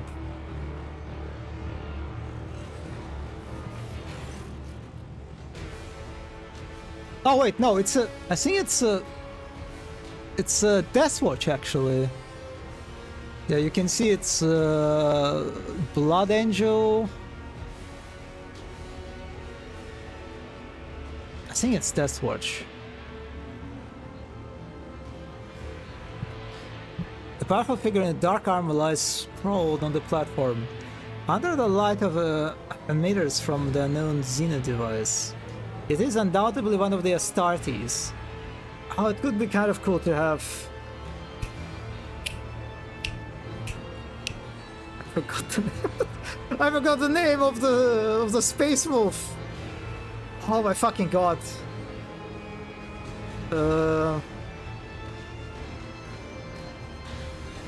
Ulfar! Yes, yes. I kinda completely forgot about him, that he was like a part of my retinue. But yeah, I guess I could get him here. Oh yeah, well, the party is full, unfortunately. Strange shackles made of light restrained his arm and legs. Lore Imperium test failed. I can hear your heartbeat. You are not Xenos illusion. Help me, human.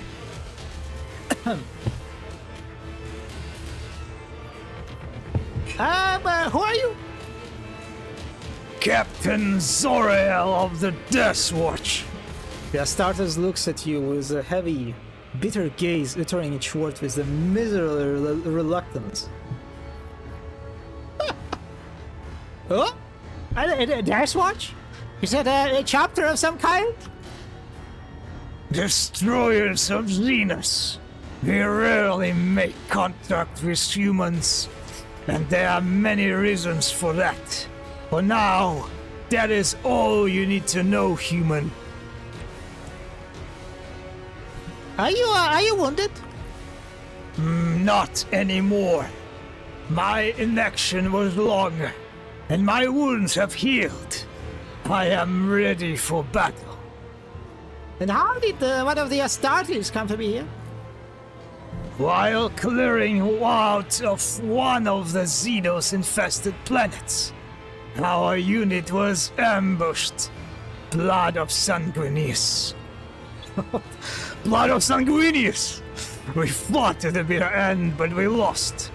The Necrons did not finish off the wounded, instead taking them as trophies. Why? I do not know. Wait, so this is... Is it Presence Museum?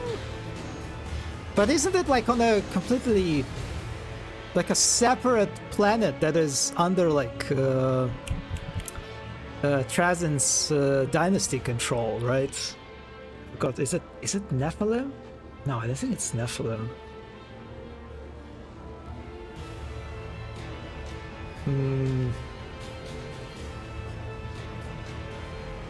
Enough questions.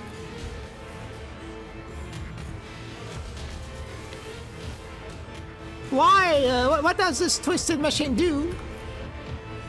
This device transforms living beings into a substance called hard light. It is a xenomechanical abomination. Hard light? Light energy that possesses the properties of material objects. Interesting. The warrior controls his anger with great effort, but it breaks through as a deep rumble in his voice. How do I set you free? There is a control node not far behind the central platform. Through it, the Necrons place their victims in shackles and transform them. I could see that the orb on the upper left controlled the supply of energy, and that the switch on the far right triggers the transformation. And why should I help you?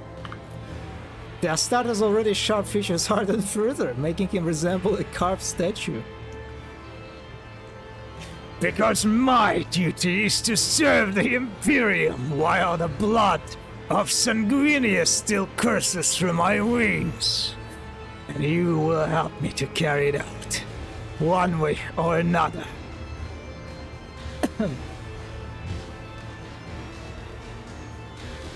Hard light, like from Red Dwarf?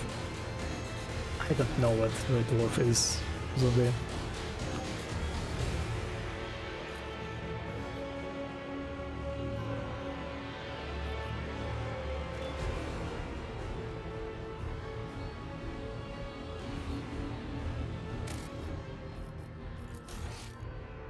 Okay, let's walk around a little bit and see what kind of...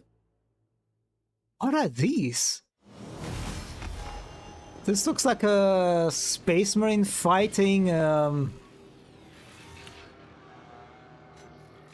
Eldari? The enemies of humanity are frozen, locked in Mortal Kombat. Mortal Kombat mentioned. Yeah, I have no idea what kind of Xenos this one is. In the strange light, the bizarre creature seemed to move on its pedestal. The creature's small eyes stare malevolently into space.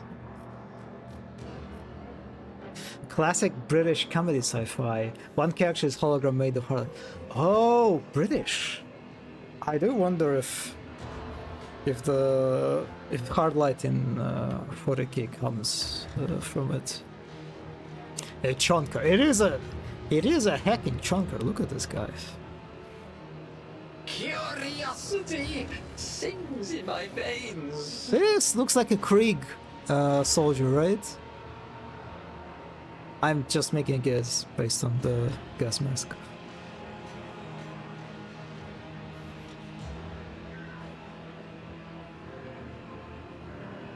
Okay, this is the part of the plant, I think.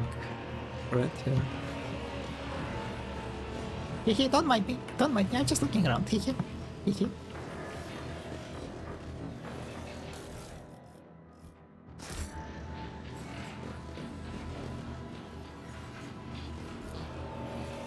The light refracts and destines along the sharp edges of the throne's decorative finish, promising unpleasant consequence for any who attempts to sit on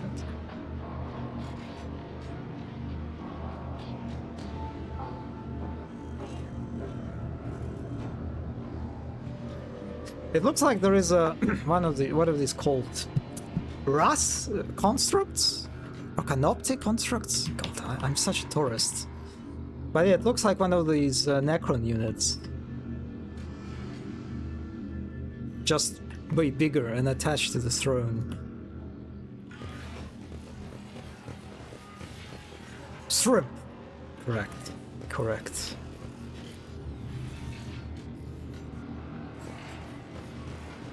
Oh, there's a dreadnought.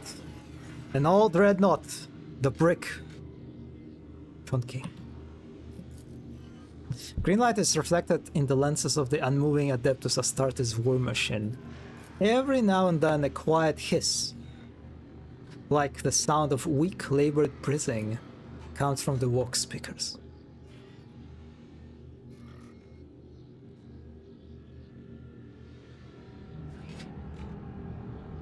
For a moment I thought I could hear something, but I don't know. One ship at a time, amidst the The madness. fluid curves of Xenos creation are unlike any piece of machinery I've ever seen. Oh, that's the... I forgot what these are called, goddammit. But yeah, they are featured in the bolt gun. The monster confusedly stomps on the spot, working its jaws and tossing its head.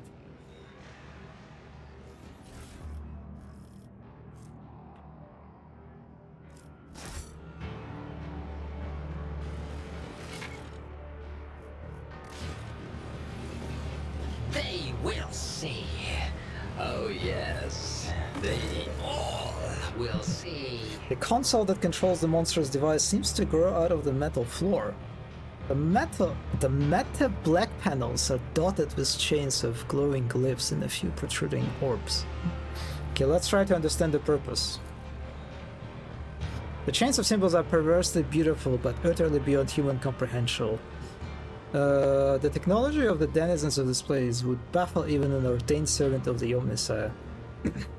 I like that it didn't even show me that I failed that skill check. Just like, yeah, buddy, why even try to do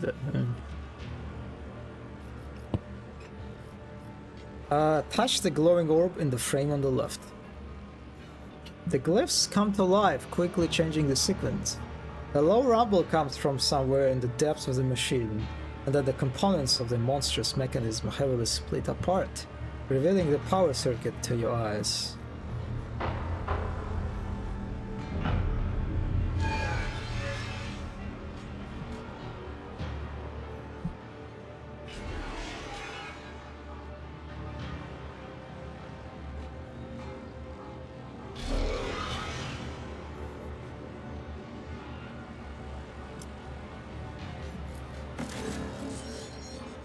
Okay, let's activate the rightmost chain.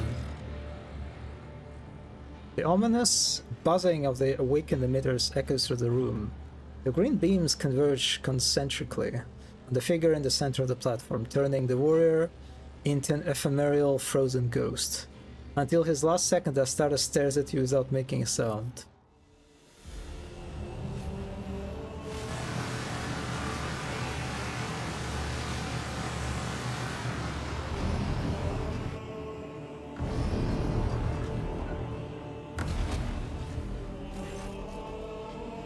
Throne, protect us! Abelard strikes a mighty blow with his sword against the console, but it leaves not a scratch on the accursed metal. Swearing under his breath, the Sinestro lowers his gaze in defeat. The platform carrying the mournful shadow of the Holy Warrior rises up and away into an intricate tangle of metal columns. Perhaps climbing one of those columns is the only way to leave this place. There will be no peace in my wake. And I cannot activate it again. Attesting to the paradoxical fluctuations of the motive force within the machine circuit, this unit is unable to reliably determine if this is a tech heresy or a Category 3 miracle of the Omnissiah. Modification of standard galvanic rituals is required to open the circuit. Sure, Pascal. It is gratifying to see, esteemed colleague, that the breadth of your thinking is sufficient to understand and appreciate the working principle of this creation. I cannot guess why you decided to demonstrate it only now, but I am extremely satisfied to see the developing changes in your approach.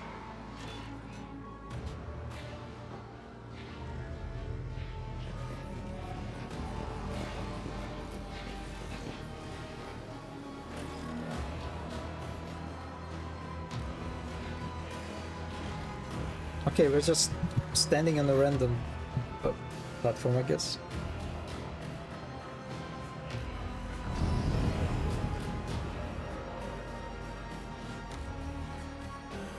Oh, that's a Heldrick. Oh my god. What? Emperor Children? Huh?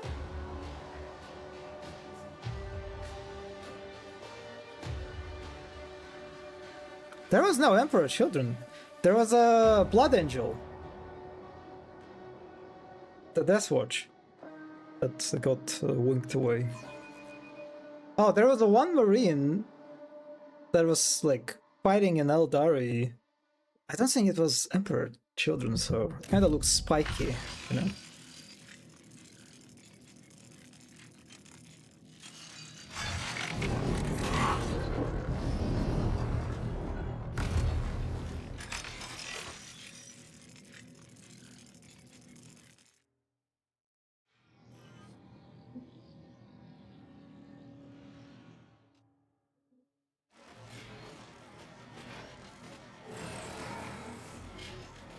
Oh, is it resin?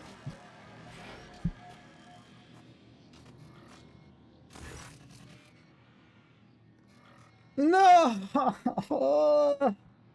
No more sorrows for him!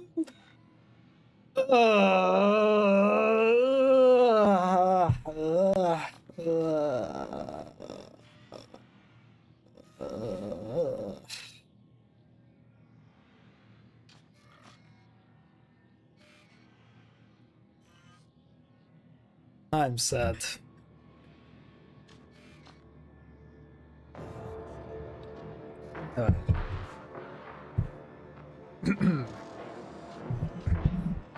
A young and primitive civilization, diligently exploring the region for the past several centuries.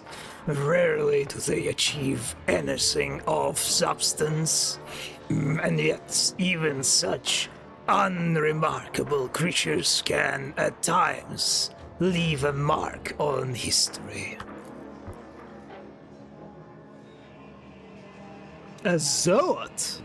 Oh wait, let me Google it. Zoat.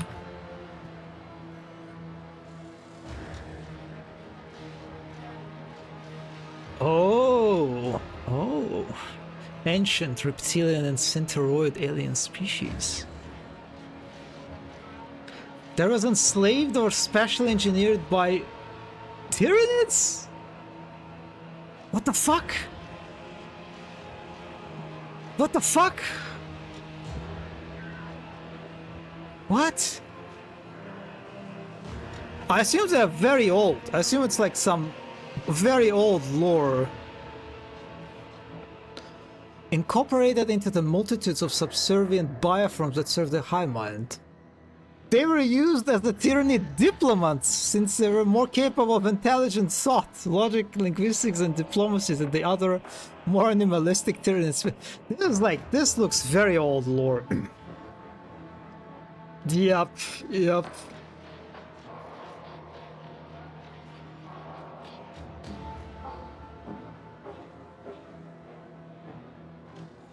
What the fuck? What the fuck?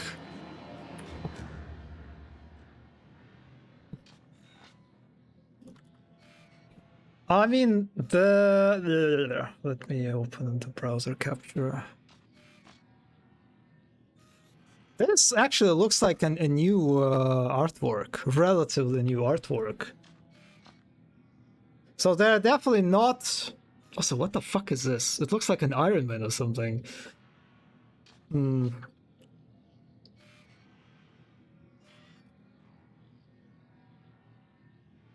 By the dawn of the era Indomitus, the Zodes had been all but absent from the galaxy. Oh my fucking god, please stop moving around.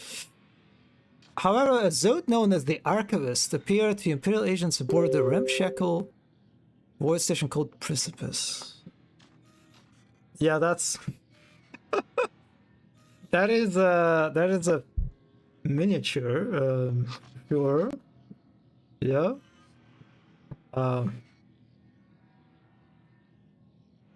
Well, yes, Gene Stealers are Tyranids.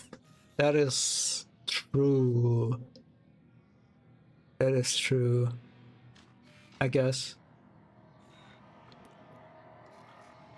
She existed to serve as a base for expeditions sent to explore and plunder the nearby Seven's Blackstone Fortress. Presenting itself as a data trader, the Archivist offered to help quell the region of the Blackstone Fortress known as the Seas that was compromised. Fortress Archivist is an ancient Zode spacecraft. Ancient Zode spacecraft.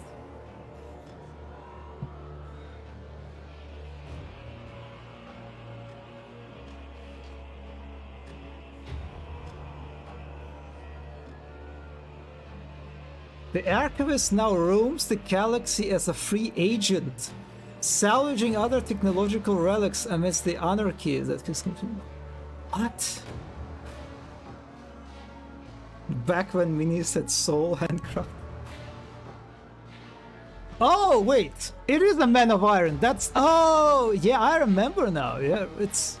What was that? That was like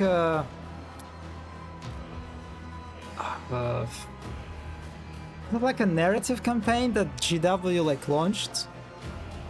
Yeah, I remember watching videos about this guy. Okay.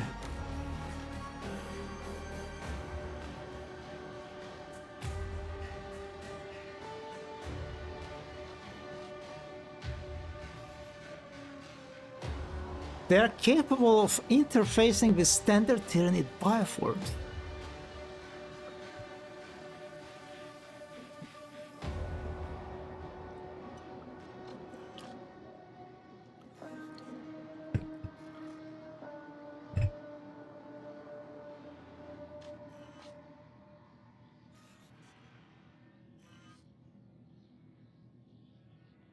I'm so confused. I will be honest, I don't know if they fit into the Tyranid faction.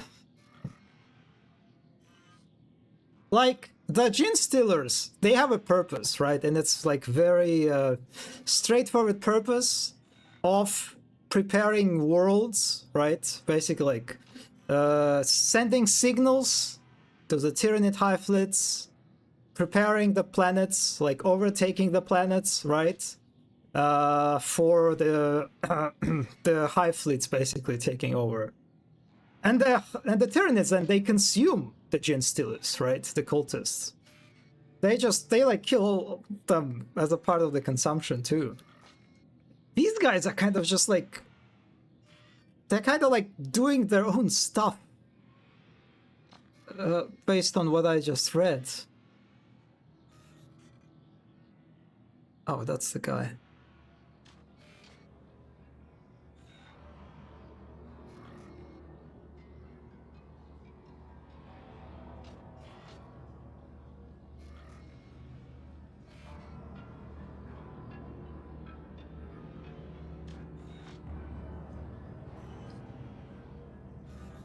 What? When contacted by Imperial forces, they claimed they were escaping oppression by an unknown xenospecies. It is clear now that the Zodes may not have declared their true intentions, nor the intentions of the real masters.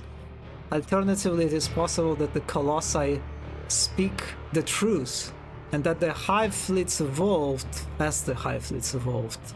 The Zodes became a less useful tool. Their free thought no longer much utility to the Hive mind. That's so. Yeah, I feel like they are just a relic of the past. And it is surprising that GW like featured them in the like one of the relatively recent lore.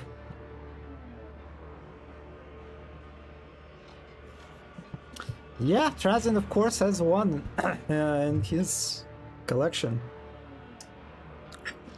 So it's like a secondary museum of his, I guess? Yeah, they brought them back for the Blackstone Fortress. I mean, they also brought the Iron Man character, right? Foul Xeno's wretch! Abelard turns bright red at the Trajan's words. The Seneschal is clearly fighting the urge to get into an altercation with a projection, which is entirely indifferent to present events. Examine the embellished casket. Who let the humanities campaign in the region this race calls the Calixus sector? These remains of Drusus, unlike those held by others of his kind, are genuine. Had they been in humanity's possession, they would have been lost after a scant few millennia. Wait, who's Drusus? The beetle just landed on you. Well, it's, you know, it's a battle, it's a war. Of course they retaliate. Drusians? Oh, Saint. Oh, I vaguely remember the name, I think. Look at the war machine. Curious that this specimen was deemed precious enough to be encased in such a construct. Sister Messima, as she was called, was completing some march of penance in the region, which ended with her entering my collection.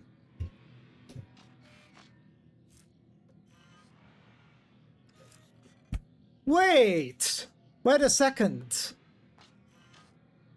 The short animation, remember, that was released relatively recently. It featured the sister that got encased, right, in this construct. Wait a second, what was her name? Risky animation. Oh, sister.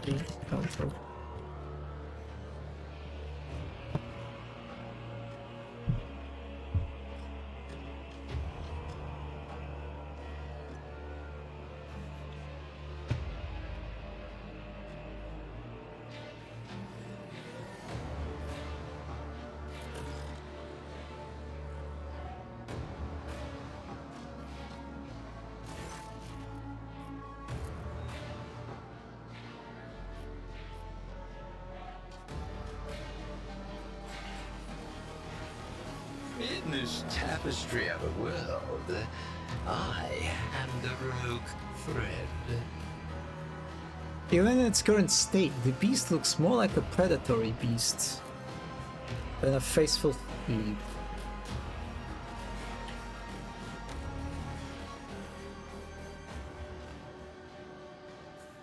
These look like the I forgot their name. The Imperial, the Astra Militarum, the Tempest Scions, I think, something like that. They kind of look like that, I think.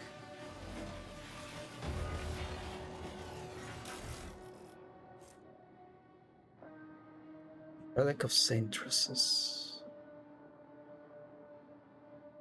Oh, Tempestus. Yes.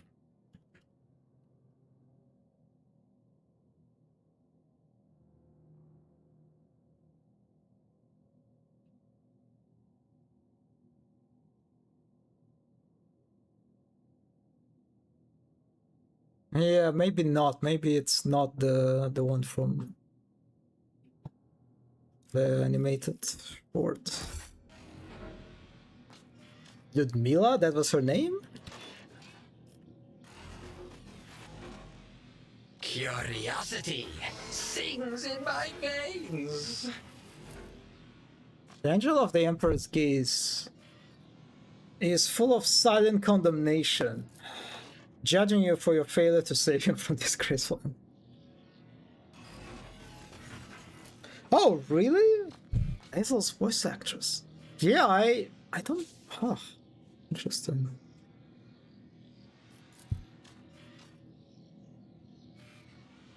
Okay, it's not the same ones. Okay.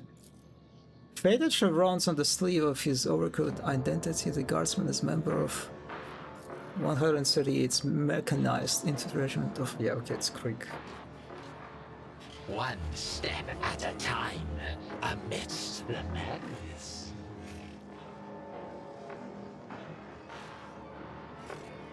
God, he literally preserved the part of the battlefield.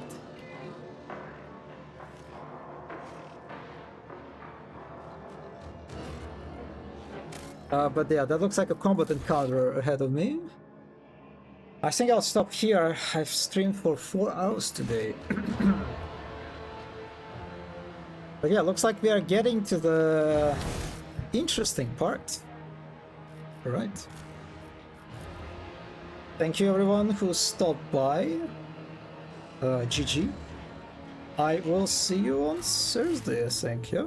Yep, probably on Thursday with more Rogue Trader. Ho ho ho. Today your room went over 30 degrees. Yes. Tomorrow you expect more. Yeah, my condolences, Zombie. Yeah, I assume the British people are not used to this kind of weather.